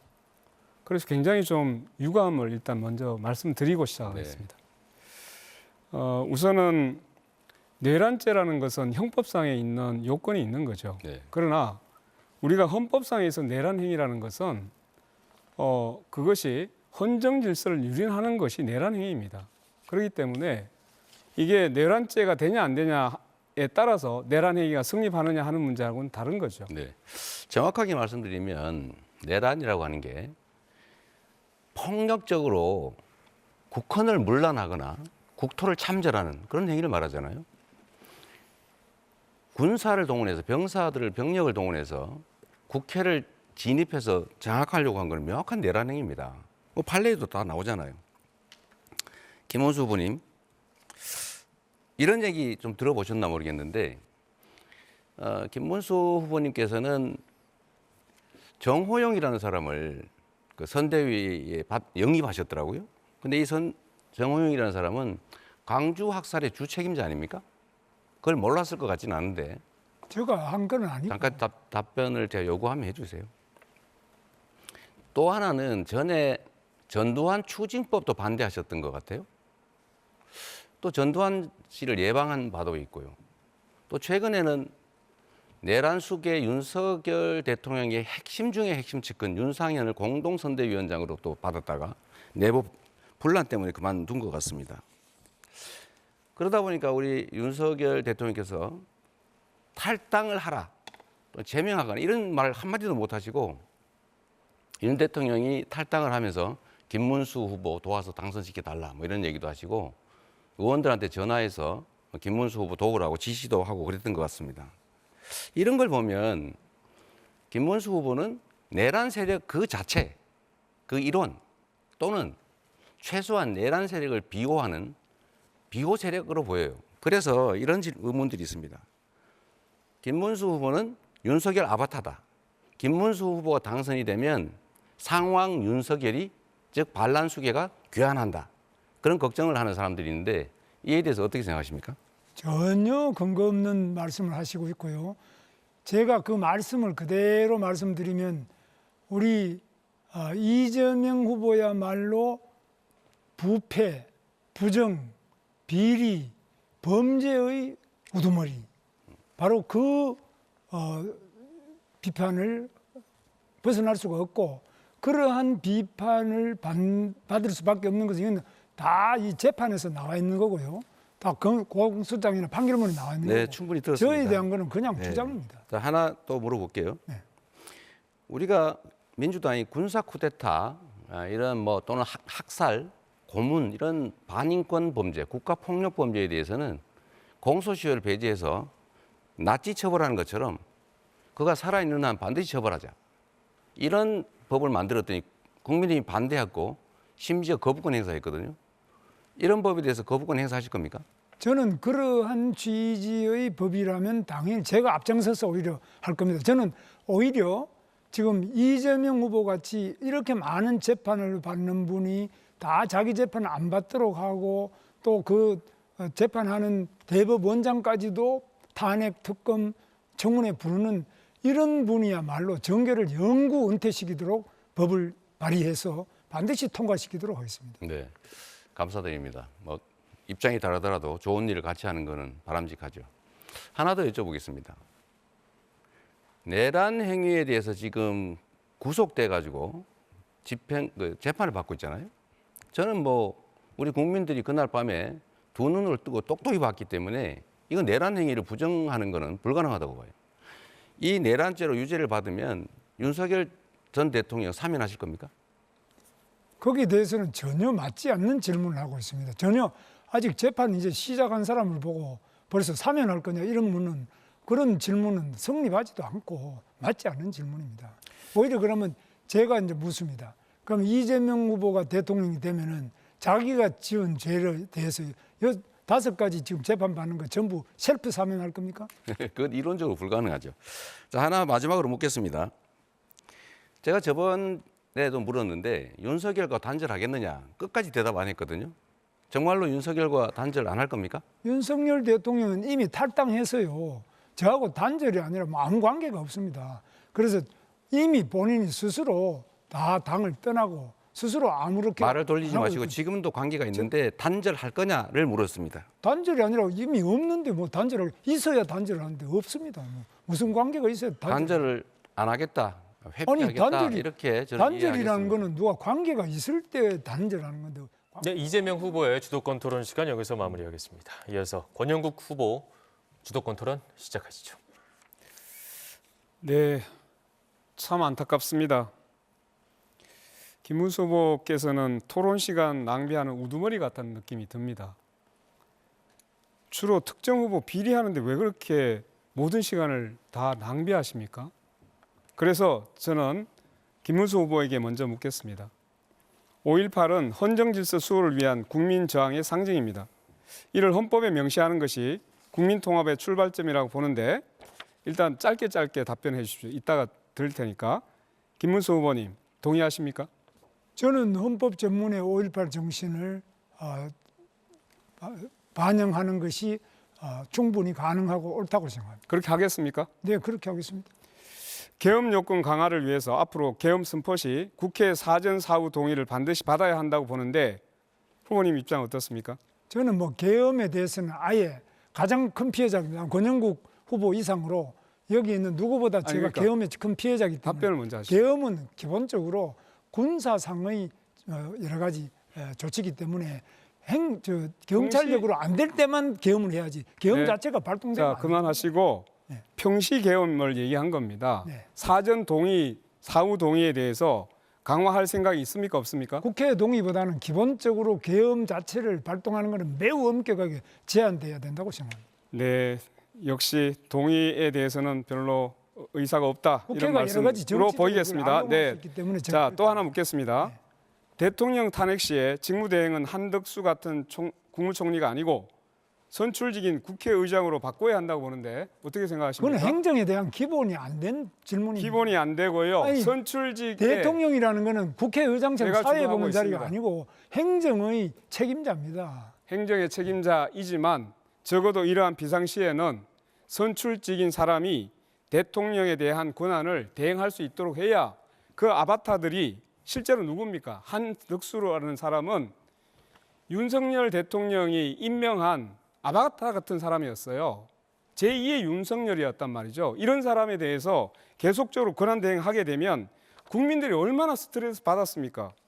그래서 바꿔야 되는 거 아닙니까? 권영국 후보님이 그렇게 헌법에 대해서 그렇게 뭘 이해한 분이 어떻게 변호사가 되는지 저는 이해할 수가 없습니다. 헌법을 모르다니요. 그건 말을 좀 아니 헌법에 그런 게 가려서 어디 하십시오. 헌법에 그 대행한다는 그런 게 어디 있습니까? 그것은 헌법에 아니 대통령이 유고되면은 국회의장이 대행한다는 게 우리나라 헌법이나 자, 어느 헌법이 있습니까? 대통령 잠깐만 기다리십시오. 대통령은 민주적 정당을 가지고 있습니다. 그것은 선출직이기 때문에 그렇습니다.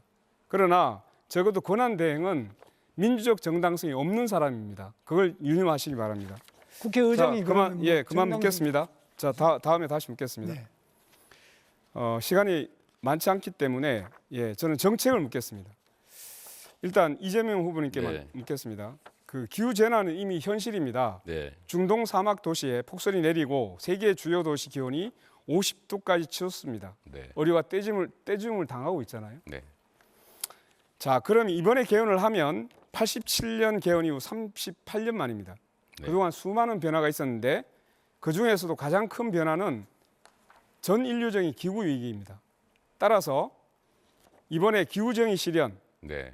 반드시 헌법에 담아야 한다고 생각합니다. 전적으로 공감합니다. 공감하십니까? 약속하시는 거죠? 네. 뭐 저희의 그 개헌 내용에도 들어 있습니다.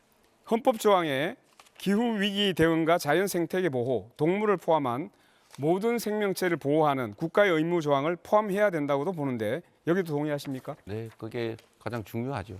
다양성 보장하는 것. 네. 네, 좋습니다. 기후 위기는 보수와 진보의 문제가 아니라 지금 세대와 미래 세대가 하나가 되어 해결할 전 인류적 과제임을 다시 한번 강조해 두겠습니다. 맞는 말씀이십니다. 네네. 또 묻겠습니다. 불평등 타파를 위해서 보다 근본적인 대책이 필요하다고 생각합니다. 네. 세금을 통한 복지 지출을 늘리는 재분배 정책도 중요하지만 시장에서 창출되는 이윤이 공정하게 분배되는 것이 1차적으로 중요합니다. 네.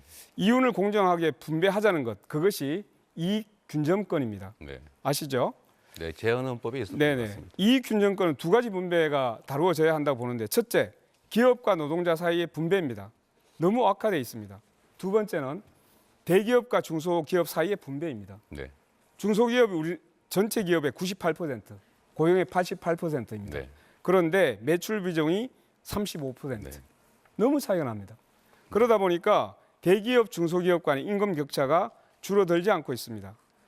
자, 그래서 이 박정희 정권 때 이익균 정권이 헌법에 사라졌거든요. 그렇습니다. 저는 개헌에서 이 불평등 타파를 위한 대책으로서 이익균 정권을 복원해야 된다고 생각합니다. 혹시 저는 이렇게 이익균 정권 복원을 생각하는데 이런 불평등 타파를 위해서 헌법에 들어갔으면 하는 대책이 있으면 하나만 말씀해 주시죠. 시간을 조금 주시면 일단은 우리 사회의 모든 문제의 원천은 불평등 양극화입니다. 그리고 이걸 기존에 있는 것을 교정하는 방식으로는 수정이 어렵죠. 그거는 사회주의 국가화 되지 않나 쉽지가 않습니다. 그래서 저는 새로운 성장 영역에서는 기회니까 성장의 기회, 그 결과물의 배분을 좀 더 공정하게 할 필요가 있다고 보는데 헌법 조문에 이익균 정권이라고 하는 걸 넣는 것은 아마 엄청난 사회적 경론이 벌어지지 않을까 싶어요. 저는 네. 바람직한 방향이긴 한데 현실적으로 쉽지 않을 거다 네, 그런 끝까지 생각입니다. 듣겠습니다. 이익균 정권을 도입했을 때는 충분히 검토가 되어 있기 때문에 헌법에 도입됐던 것으로 보입니다. 그렇기 때문에 일단 기본적으로 우리 사회 가장 핵심적인 문제, 불평등 타파에 대한 개헌 네. 내용이 반드시 포함되어야 된다라는 말씀을 드립니다. 네. 자, 이준석 후보에게 묻겠는데 시간이 좀 다 돼버렸네요. 시간이 교사 남지 않아서. 공무원 네. 정치기본권 이 내용이 있어서 묻게 됐는데 저는 네, 주도권 토론 시간 여기서 마무리하도록 하겠습니다. 첫 번째 주도권 토론은 여기서 마치고요. 여러분께서는 지금 중앙선거방송토론위원회가 주관하는 제21대 대통령 선거 후보자 토론회 시청하고 계십니다. 공약 검증 토론 두 번째 주제, 외교 안보 정책입니다. 지금 토론회가 지금까지는 정치 얘기에 집중이 됐는데 부디 이번 토론에서는 해당 주제 외교 안보에 집중해 주시기를 당부드립니다. 북한의 핵 위협과 미중 갈등 고조, 또 국제 질서의 불안정 등으로 우리 외교 안보 역량이 시험대에 올랐습니다.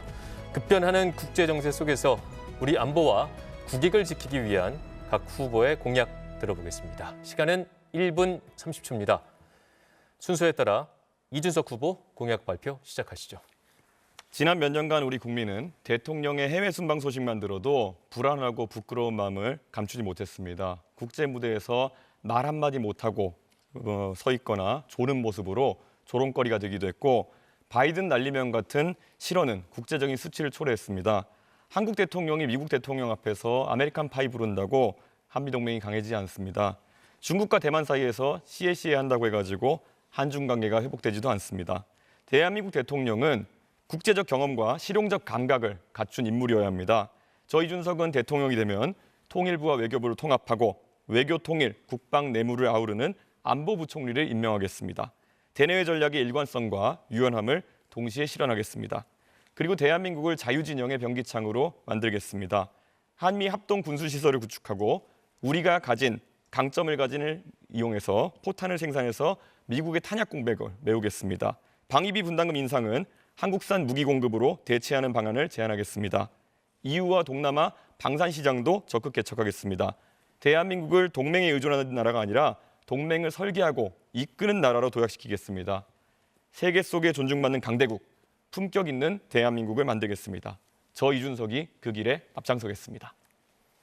네, 이어서 이재명 후보 공약 발표하시죠. 네, 국민 여러분, 국가는 국민을 위해서 존재합니다. 외교 역시도 국민들의 더 나은 삶, 국가적 이익을 위해서 존재하는 것입니다.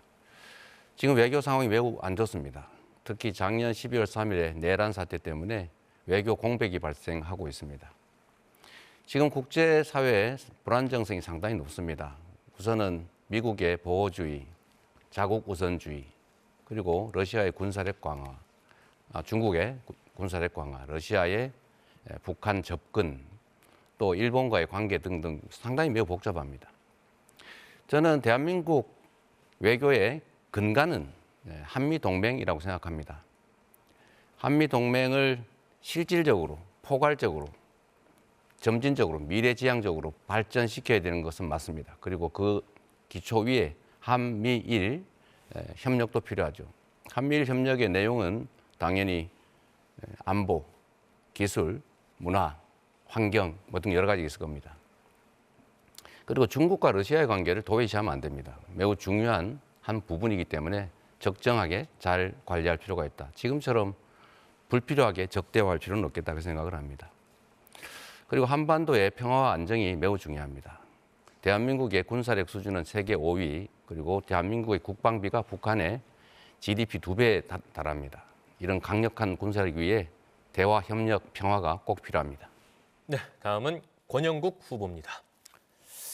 네, 국민 여러분, 이제 군대는 극우 이념이 아니라 합리성과 헌법 정신으로 통제되어야 합니다. 저는 민간인 국방장관을 임명하고 육군사관학교 중심의 폐쇄적 엘리트 파벌을 과감히 해체하겠습니다. 시민 통제가 구현되는 민주주의 수호군, 인권의 군대를 만들겠습니다. 평시 군사법원은 완전히 해체하여 그 기능을 일반 법원으로 이관하겠습니다. 내란의 주축이었던 국군 방첩사령부를 해체하겠습니다. 권력자가 외부의 위협을 과도하게 부풀리거나 자의적으로 무력을 사용하는 것을 막기 위해 절제된 국방 통제 체계를 확립하겠습니다.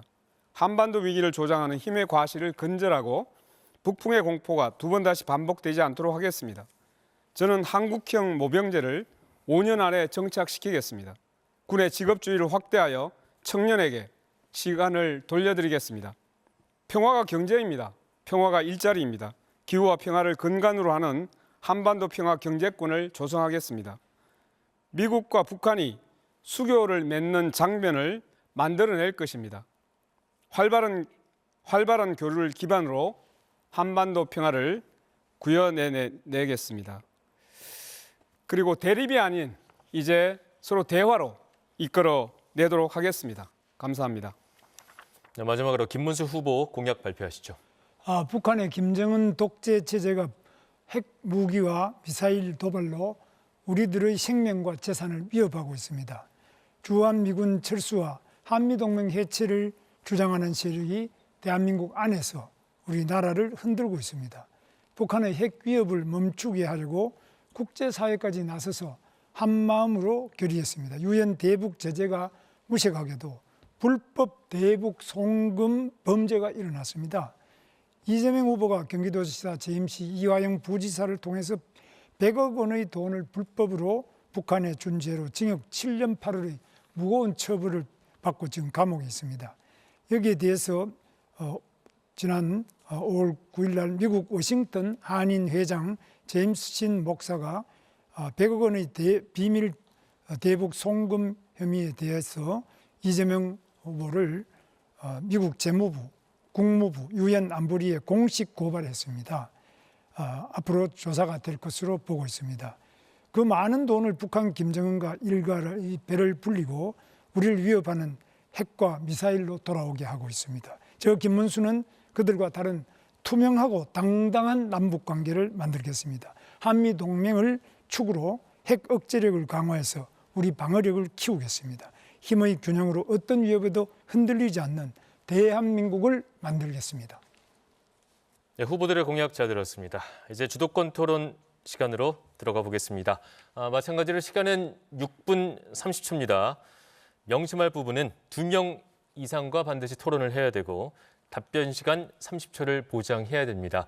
다시 말씀드리자면 내 남은 시간이 28초라면 원칙적으로 질문을 할 수 없다는 점 말씀드립니다.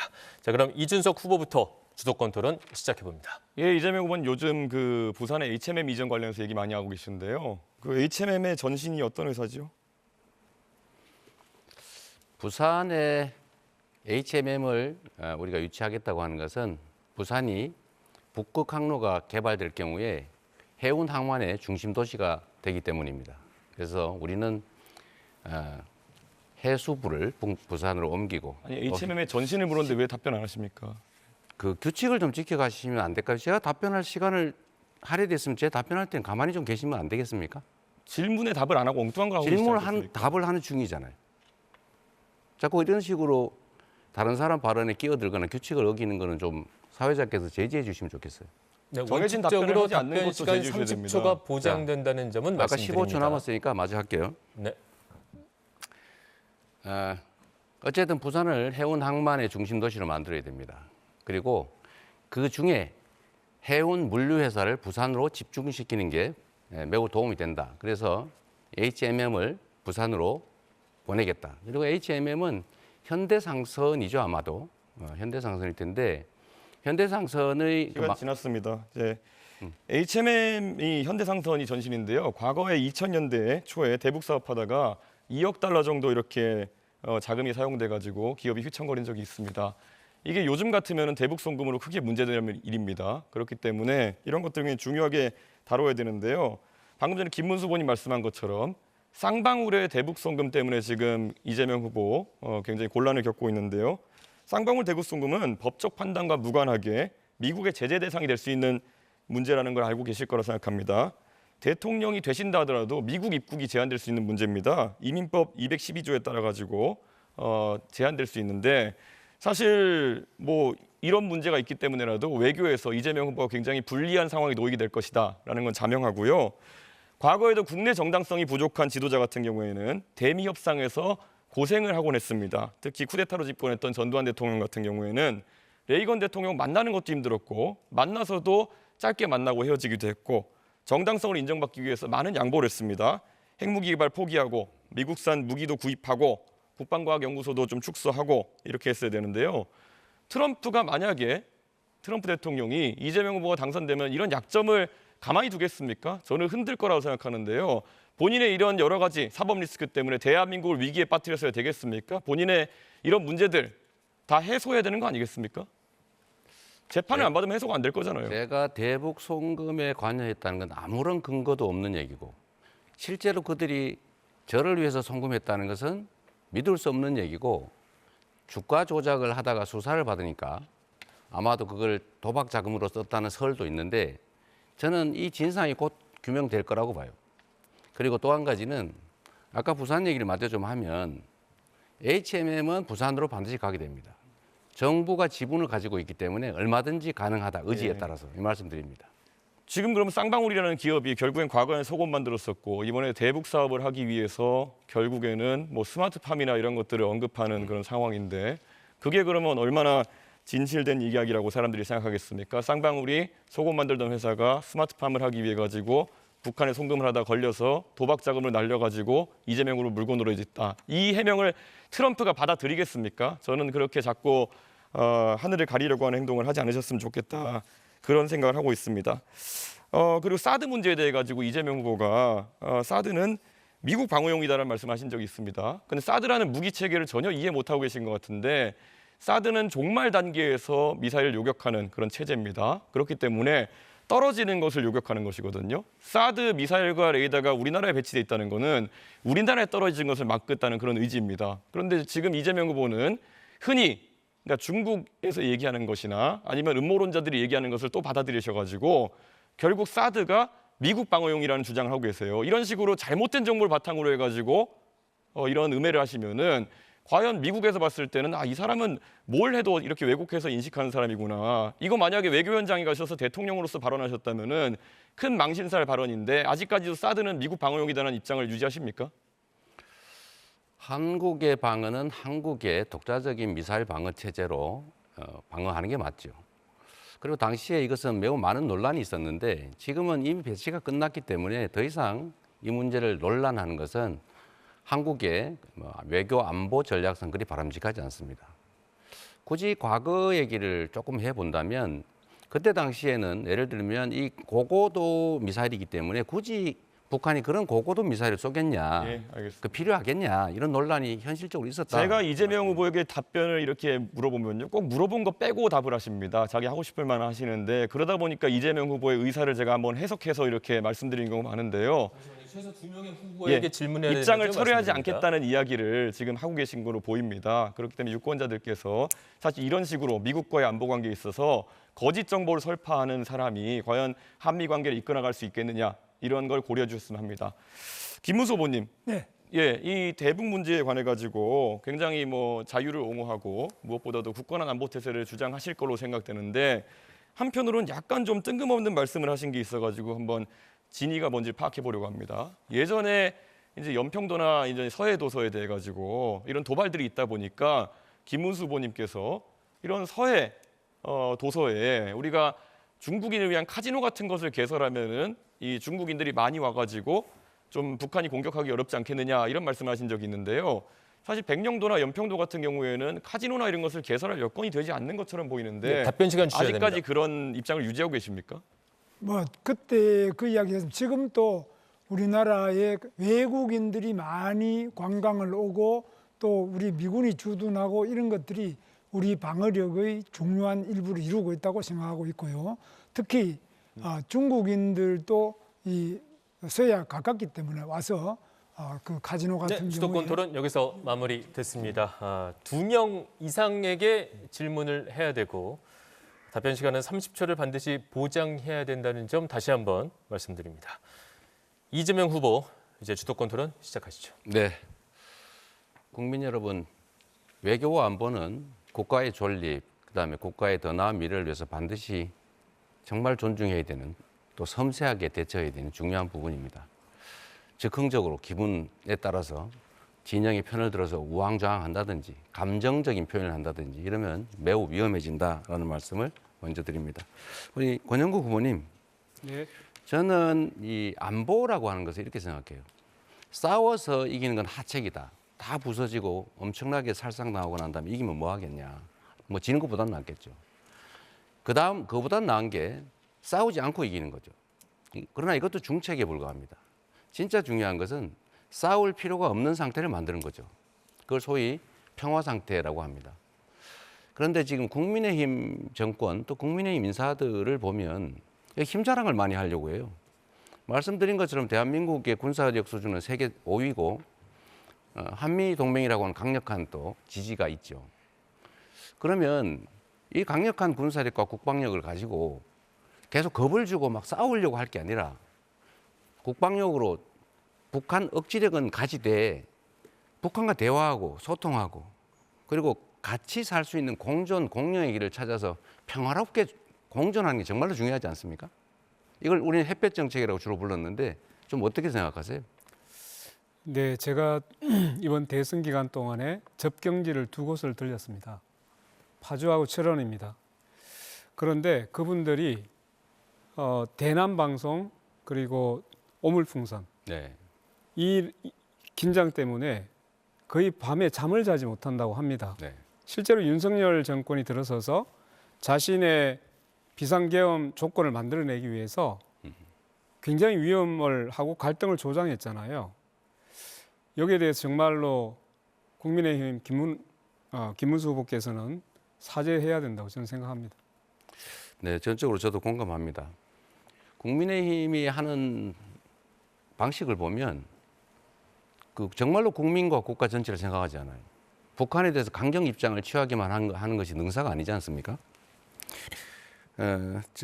우리 김문수 후보님, 네. 그 하나 좀 저 물어보겠습니다. 김문수 후보님은 우리가 핵무장 해야 된다 이런 입장이시잖아요. 핵무장이라고 핵 균형을 이루어야 된다 이겁니다. 그러니까 핵무장을 그래 해야 균형을 이루죠. 핵무장을 아닙니까? 안 하더라도 한미 또 동맹 핵무장 하자는 겁니까? 하지 말자는 겁니까? 그것은 굉장히 신중하게 한미 동맹의 유지 범위 내에서 해야 됩니다. 그러니까 결론이 뭐야? 하자는 건지 말자는 건지 분명하게 말씀을 해야 다음 논쟁을 하지 않습니까? 그러니까 핵무장을 하자 말자 이런 문제가 아니고 한미 동맹이 가장 중요한 축이고 한미 동맹의 범위 내에서 핵무장을 할 수 있으면 해야 됩니다. 제가 미국 입장은 지금 제가 이제 들은 핵무장 바로는 반대하죠. 우리 김문수 후보님은 매우 과격하시잖아요. 뭐 그런데 저는 핵무장 해야 된다고 여기저기 주장하신 걸로 알거든요. 지금은 아닙니까? 주장한 바 없어요? 핵무장을 하지 말자는 이야기가 아니에요. 제가 다시 말씀드리면 핵무장을 한다고 미국과의 한미 동맹이 깨져버리면 그는 핵무장하는 효과가 없습니다. 그러니까 핵무장 하자는 쪽이잖아요. 아니 그거는 해결하자 이렇게 말할 수가 없어요. 아, 그래요? 그러니까 한미 동맹 왔다 갔다 하는 게 우리 한미 간의 협의를 알겠습니다. 통해서 할 수 있으면 자, 하도록 이랬다 노력하겠습니다. 저랬다 뭐 핵무장 하자 그랬다가 안 하자 그랬다가 이제 왔다 갔다 하는 게 입장인 것 같아요. 그러면 하나 더 물어보겠습니다. 핵 잠재력 확보를 공약했어요? 그렇습니다. 핵 잠재력 확보가 뭔지 혹시 설명해 줄 수 있어요? 핵 잠재력 확보라는 거는 이제 플루토늄을 재처리한다든지 우라늄 농축을 높인다든지 하는 것. 이것도 한미 원자력 협정에 의해서 제한이 돼 있기 때문에 이 부분을 제가 대통령이 되면 바로 트럼프 대통령 만나서 일본 수준의 재처리 제가 하도록. 지금 말씀하신 거 제가 조금 교정을 해드리면 플루토늄을 재처리하는 게 아니고요. 사용 후 핵 연료를 재처리해서 플루토늄을 추출하는 겁니다. 그리고 핵 연료 주기를 완성한다고 해서 우라늄 농축 권한을 우리가 부여받고 그걸 사용한 다음에 사용 후 핵 폐기물 처리해서 플루토늄을 추출하고 축약해서 관리한다 이런 의미라는 거 말씀을 드리겠습니다. 정확한 의미를 잘 모르시는 것 같아서요. 모른다고. 자, 하나 물어보겠습니다. 제가 모른다는 거를 저는 원자력 발전소와 하겠습니다. 플루토늄 처리하는 데든지 규칙을 농축하는 데 지켜가면서 다 하시죠. 가봤어요. 주도권 토론이므로 질문하면 네. 됩니다. 질문하면 또 답을 해주세요. 미국과의 핵 공유 또 전술핵 재배치 공략하셨죠? 그렇습니다. 맞습니까? 맞습니다. 지금 핵 공유를 미국이 안 한다는 게 원칙적인 입장인데 그런 공약이 실행 가능합니까? 실현 가능하고 그것을 위해서 한미 간의 정상회담을 통해서 신뢰를 통해서 하는데 핵 공유의 방식도 다양합니다. 그 나토식도 있고 또 다른 우리 한국식의 독특한 핵 공유 방식도 얼마든지 협의를 통해서 할 수 있습니다. 그리고 또 여러 가지 핵 잠수함이든지 또 이런 것들 충분하게 한미 간의 정상회담을 통해서 잘 추진하고 발전시켜 나갈 계획입니다. 이 전술핵을 한반도에 재배치하면요, 북한에게 비핵화를 요구할 수가 없어요. 한반도 비핵화가 대한민국의 합의된 정책 아닙니까? 그런데 우리가 핵을 여기다 설치해 놓으면 북한 보고 비핵화해라 할 수가 없는 것 같고요. 또 한 가지는 지금 한국의 핵무장 시도를 의심을 해가지고 북한이, 미국이 이거 민감 국가를 지정했다는 그런 설도 있는데 이런 식으로 예를 들면 말씀하신 것처럼 핵 잠재력을 확보하겠다 이렇게 얘기를 하면 미국이 계속 의심을 해서 사실은 그런 길도 봉쇄가 되죠. 그래서 저는 드리고 싶은 말씀이 실행 가능한 얘기를 하자. 미국이 수용 가능한 걸 하자. 그리고 이런 식으로 그냥 되는 대로 던지고 여기서는 핵무장 얘기했다. 저기 가서는 또 핵 잠재력 확보 뭐 이런 얘기했다. 왔다 갔다 하시는 거 바람직하지 않다. 이 지적을 드립니다. 네, 이재명 후보의 주도권 토론 여기서 마무리하고요. 이어서 권영국 후보 주도권 토론 시간입니다. 네, 우선 이재명 후보께 먼저 질문하겠습니다. 네. 지금 이제 적경지에 가봤더니 네. 군사적인 긴장이 전혀 풀리지 않고 있어서 네. 민통선 안으로의 그 출입 자체가 군 부대에 의해서 굉장히 통제가 심합니다. 네. 그러니까 농사를 지어야 하는 시기에 이 출입 자체가 너무 통제되니까 너무 어려워하거든요. 네. 자, 이 접경지에서의 이 대북 갈등이 미치는 영향이 큰데 여기에 대해서 짧게만 앞으로 대책이 있는지 좀 말씀해 주시죠.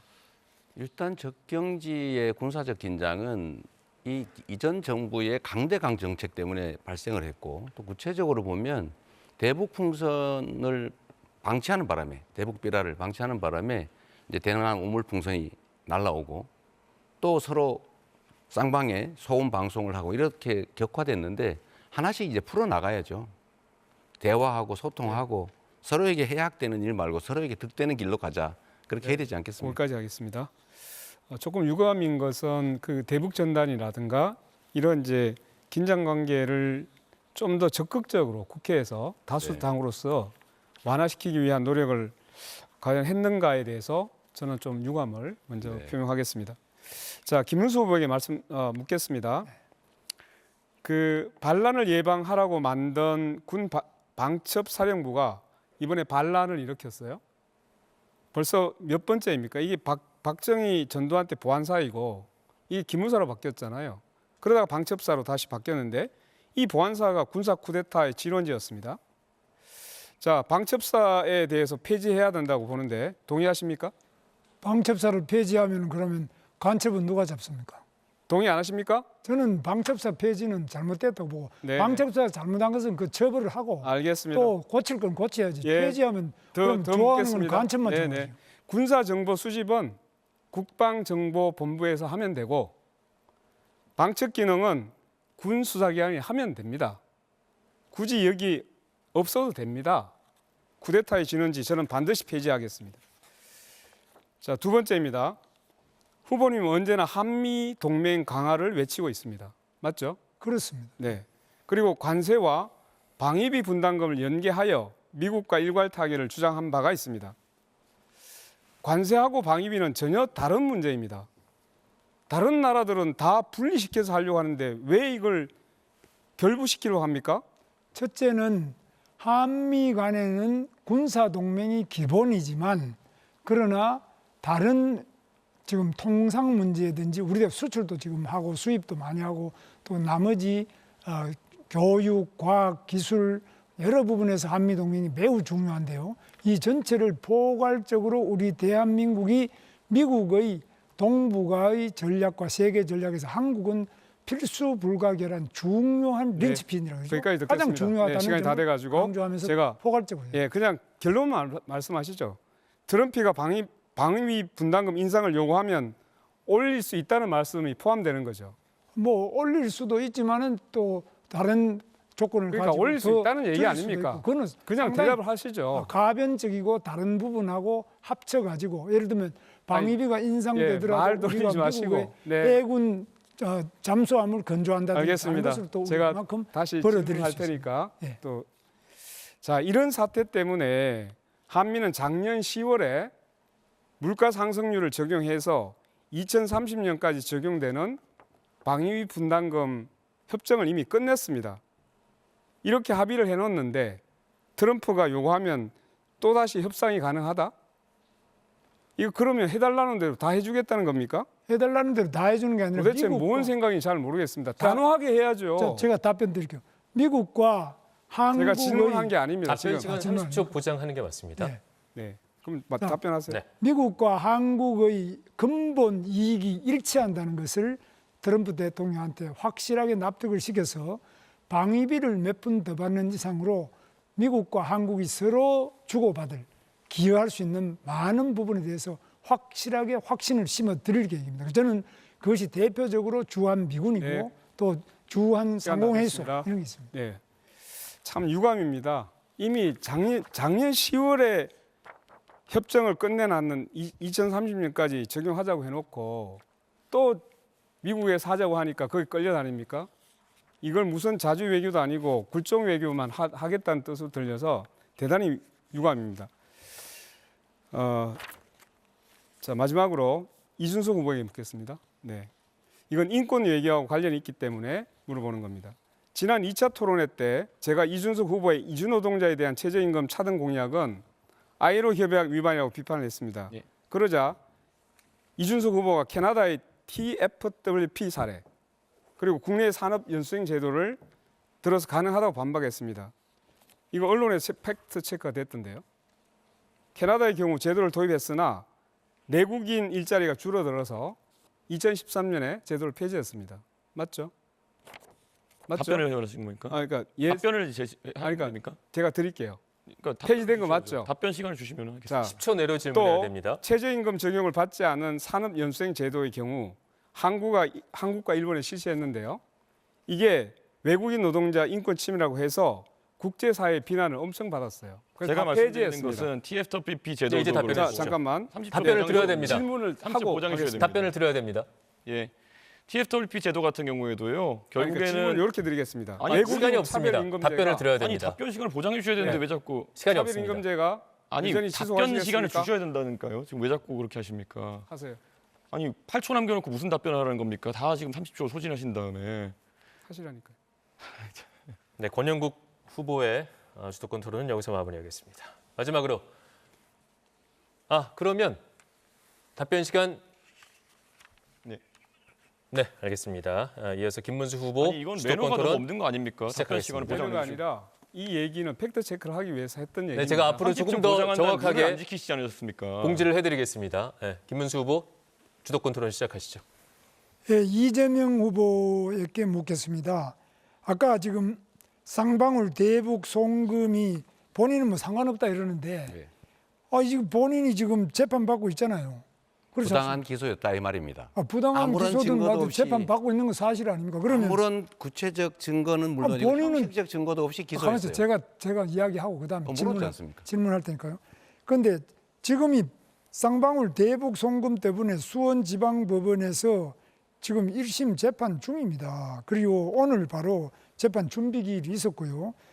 특별경제가중처벌법상의 제3조 내불 외국환 거래법 위반, 남북교류협력법 위반입니다. 그런데 본인이 재판받는 거는 전부 그는 억울하다, 잘못됐다, 이건 재판 중지시켜야 된다, 이 재판 유죄 판결하면 판사를 탄핵한다, 특검한다, 이런 식으로 하는 것이 이게 어느 세상에 독재자가 이런 독재자가 있습니까? 이게 적반하장 아닙니까? 그래서 국민들이 걱정하는 겁니다. 저런 사람이 국회의원만 돼도 저 정도인데 대통령 되면 이 나라를 어떻게 하겠느냐? 이 완전히 이건 뭐 황제가 아니라 법 위에 군림하고 헌법 위에 군림하고 본인이 지은 죄는 다 누가 유죄라 그러면 검찰청도 없애겠다 그랬죠. 공소청으로 검찰청도 없애버리고 검찰 수사도 완전 박탈, 검수완박에 또 대법관도 대법원장도 전부 탄핵, 특검, 청문회 다 나오라. 이런 무법천지에 국회가 어디 있고 이런 무법천지에 민주당이 민주당입니까? 독재당입니까? 저는 도저히 알 수가 없습니다. 그런데 그럼 본인이 전부 억울하고 괜찮다 그러면 재판을 왜 받습니까?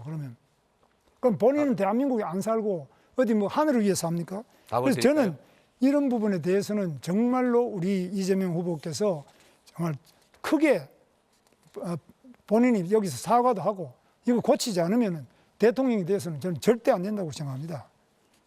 답을 드릴까요? 예, 해보시오. 재판을 왜 받냐라고 물으셨는데 이 검찰이 아무런 증거도 없이 고생하라고 그런 이미지를 만들기 위해서 부당한 기소를 했기 때문에 재판을 받고 있는 거죠.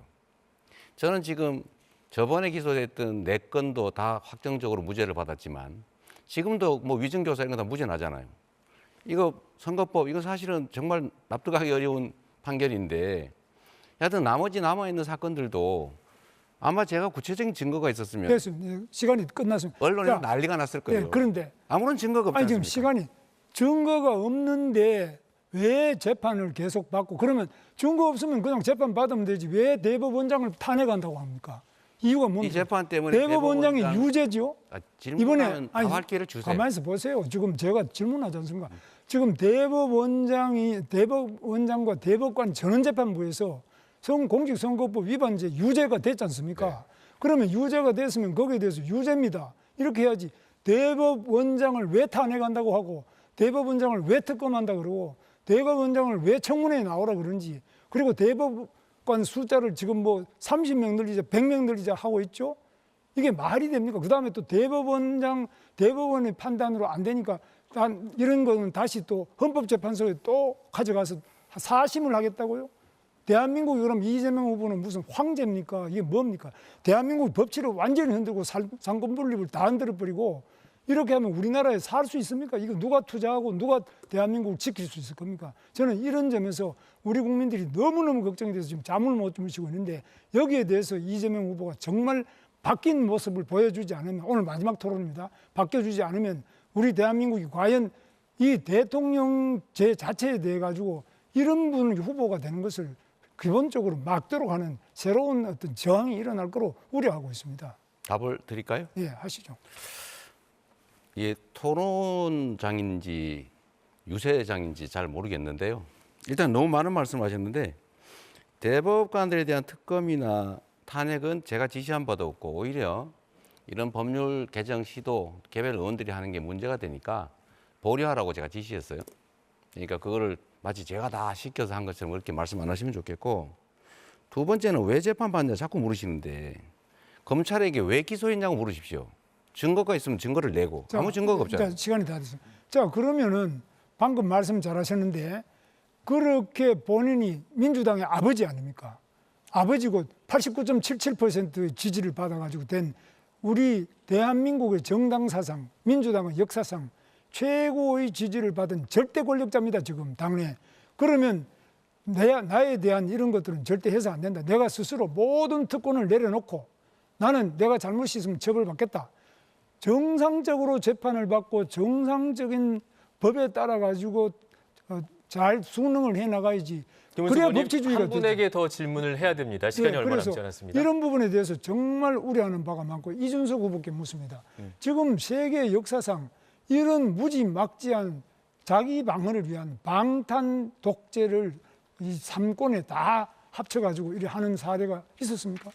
사실 저는 뭐 기소도 안 돼보고 재판도 안 받아보고 감옥은 더더욱 안 가봤기 때문에 제가 잘 모르긴 합니다만 변호사를 하시는 제 지인들한테 들어보니까 이 감옥에 가보면은 자기 죄 있어서 왔다고 하는 사람 하나도 없다고 합니다. 일관되게 하는 얘기가 경찰을 잘못 만나서 검사를 잘못 만나서 증거 하나도 없는데 나를 잡아넣었다. 이런 얘기하는 분들의 상투적인 변명이라고 하니까요. 아마 김문수 본인이 궁금해하시는 것도 그런 부분이 아닐까. 보통 일반적으로 범죄자가 자기 죄를 시인하고 이런 경우 거의 없습니다. 예. 아까 말했던 것처럼 수사기관을 욕하고 검사 때문이다. 이렇게 얘기하는 게 상투적인 수법이라는 걸 국민들께서 알아주셔야 됩니다. 이제 질문은 어렵고 제가- 발언할 수 있습니다. 질문은 어렵습니다. 예, 제가 이제 24초 남았네요. 그래서 제가 이제 다시 말씀드린 거는 이재명 후보가 적어도 지금 민주당 내에서 완전히 아버지, 완전 89.77%의 이런 독재적인 위치에 있는데 이런 분이 지금 대통령 탄핵하고 총리 탄핵했으면 됐지 대법원관부터 시작해서 법관, 검사 다 탄핵하면 이 나라가 무법천지가 되는데 어떻게 네, 김문수 후보의 주도권 토론 여기서 마무리하겠습니다. 공약 검증까지 치열한 토론은 이제 마무리가 됐습니다. 오늘이 마지막 토론회기도 하고 아마 후보님별로 국민 여러분께 꼭 드리고 싶은 말씀이 있을 것 같습니다. 마무리 발언 활용하면 되겠습니다. 발언 시간은 1분씩이고요. 기호 1번 더불어민주당 이재명 후보부터 말씀하시죠. 네, 국민 여러분 참 아쉽습니다. 정책 토론으로 우리 국민들께 희망을 드려야 되는데 마치 뒷담화하는 자리 같이 되어버렸습니다. 죄송합니다. 우리 국민들께서는 기득권자들이 만든 위기를 언제나 국민들의 힘으로 이겨내왔습니다. IMF도 그리고 박근혜 국정농단도 그리고 작년에 12월 3일에 군사 쿠데타도 우리 국민들의 힘으로 이겨내왔고 이겨내는 중입니다. 국민 여러분, 이번 대선은 이 내란 세력이 다시 복귀하느냐 아니면 희망의 새로운 민주공화국으로 다시 거듭나느냐가 결정됩니다. 투표가 총알보다 강하다는 것을 이 나라의 주인이 국민이라는 것을 꼭 보여주십시오. 그리고 국민 여러분, 정말로 열심히 준비했습니다. 저에게 꼭 기회를 한번 주시기를 재산 부탁드립니다. 감사합니다. 네, 이어서 기호 5번 민주노동당 권영국 후보 말씀하시죠. 당신이 있어서 저는 외롭지 않았습니다. 당신이 거리는 세계에 내가 보였습니다. 1차 토론 때 외로운 토론을 했다는 제 말에 한 시민이 보내준 말입니다. 그 한마디가 저를 움직였습니다. 저의 목소리가 누군가에 닿았다는 것만으로 저는 이미 희망을 보았습니다.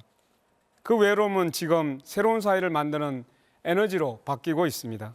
그리고 저희 곁에는 무권리 노동자들과 함께하는 노동당, 기후정의를 지키는 녹색당, 곳곳에서 우리 사회 대안을 일구는 시민사회단체들과 노동조합들, 자발적으로 지지선을 해주시는 각계 인사들, 직접 현수막을 걸어주시는 지역주민들, 그 이름 하나하나 잊지 않겠습니다.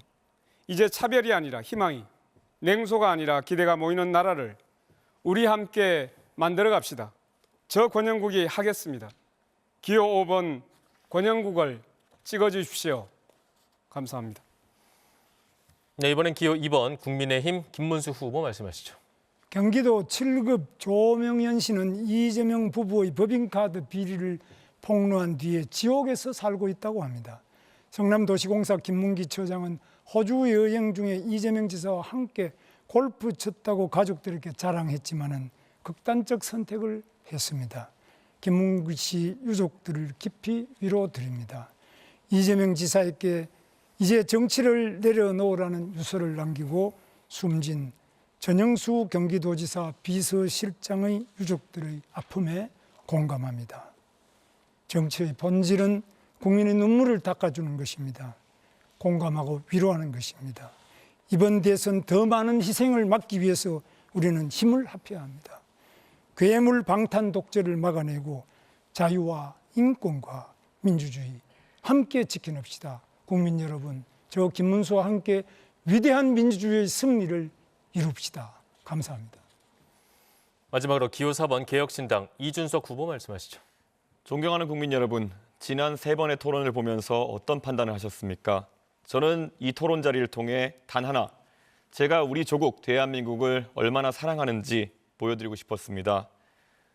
저와 제 가족이 상계동 5성 빌라 반지하에서 시작해 오늘 이 자리까지 올 수 있었던 것은 결코 제 혼자의 힘이 아니었습니다.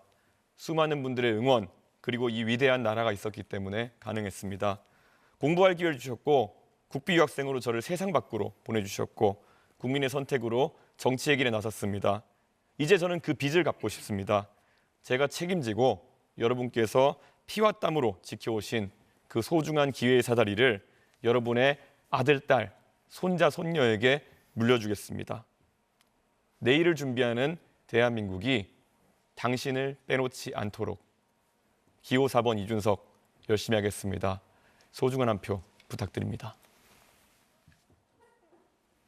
네, 오늘 토론회 어떻게 보셨을지 궁금합니다. 제21대 대통령 선거 후보자 토론회는 오늘이 마지막입니다. 그간 3차례 토론회에서 후보들의 정책과 공약, 또 비전 등을 다뤄봤는데요. 여러분의 최종 선택에 도움이 됐길 바랍니다. 정확히 일주일 뒤면 대통령 선거 날입니다. 선거는 국민이 주권을 행사하는 가장 기본적인 수단이죠. 이번 주 목요일과 금요일 이틀간은 사전 투표도 가능하니까 주권자로서 여러분의 소중한 한 표 반드시 행사하시길 바랍니다. 지금까지 열띤 토론 보여주신 4분의 후보님들 수고 많으셨고요. 함께해 주신 시청자 여러분께도 감사의 말씀 전합니다. 제21대 대통령 선거 후보자 토론회 여기서 모두 마무리하겠습니다. 시청해주신 여러분 고맙습니다.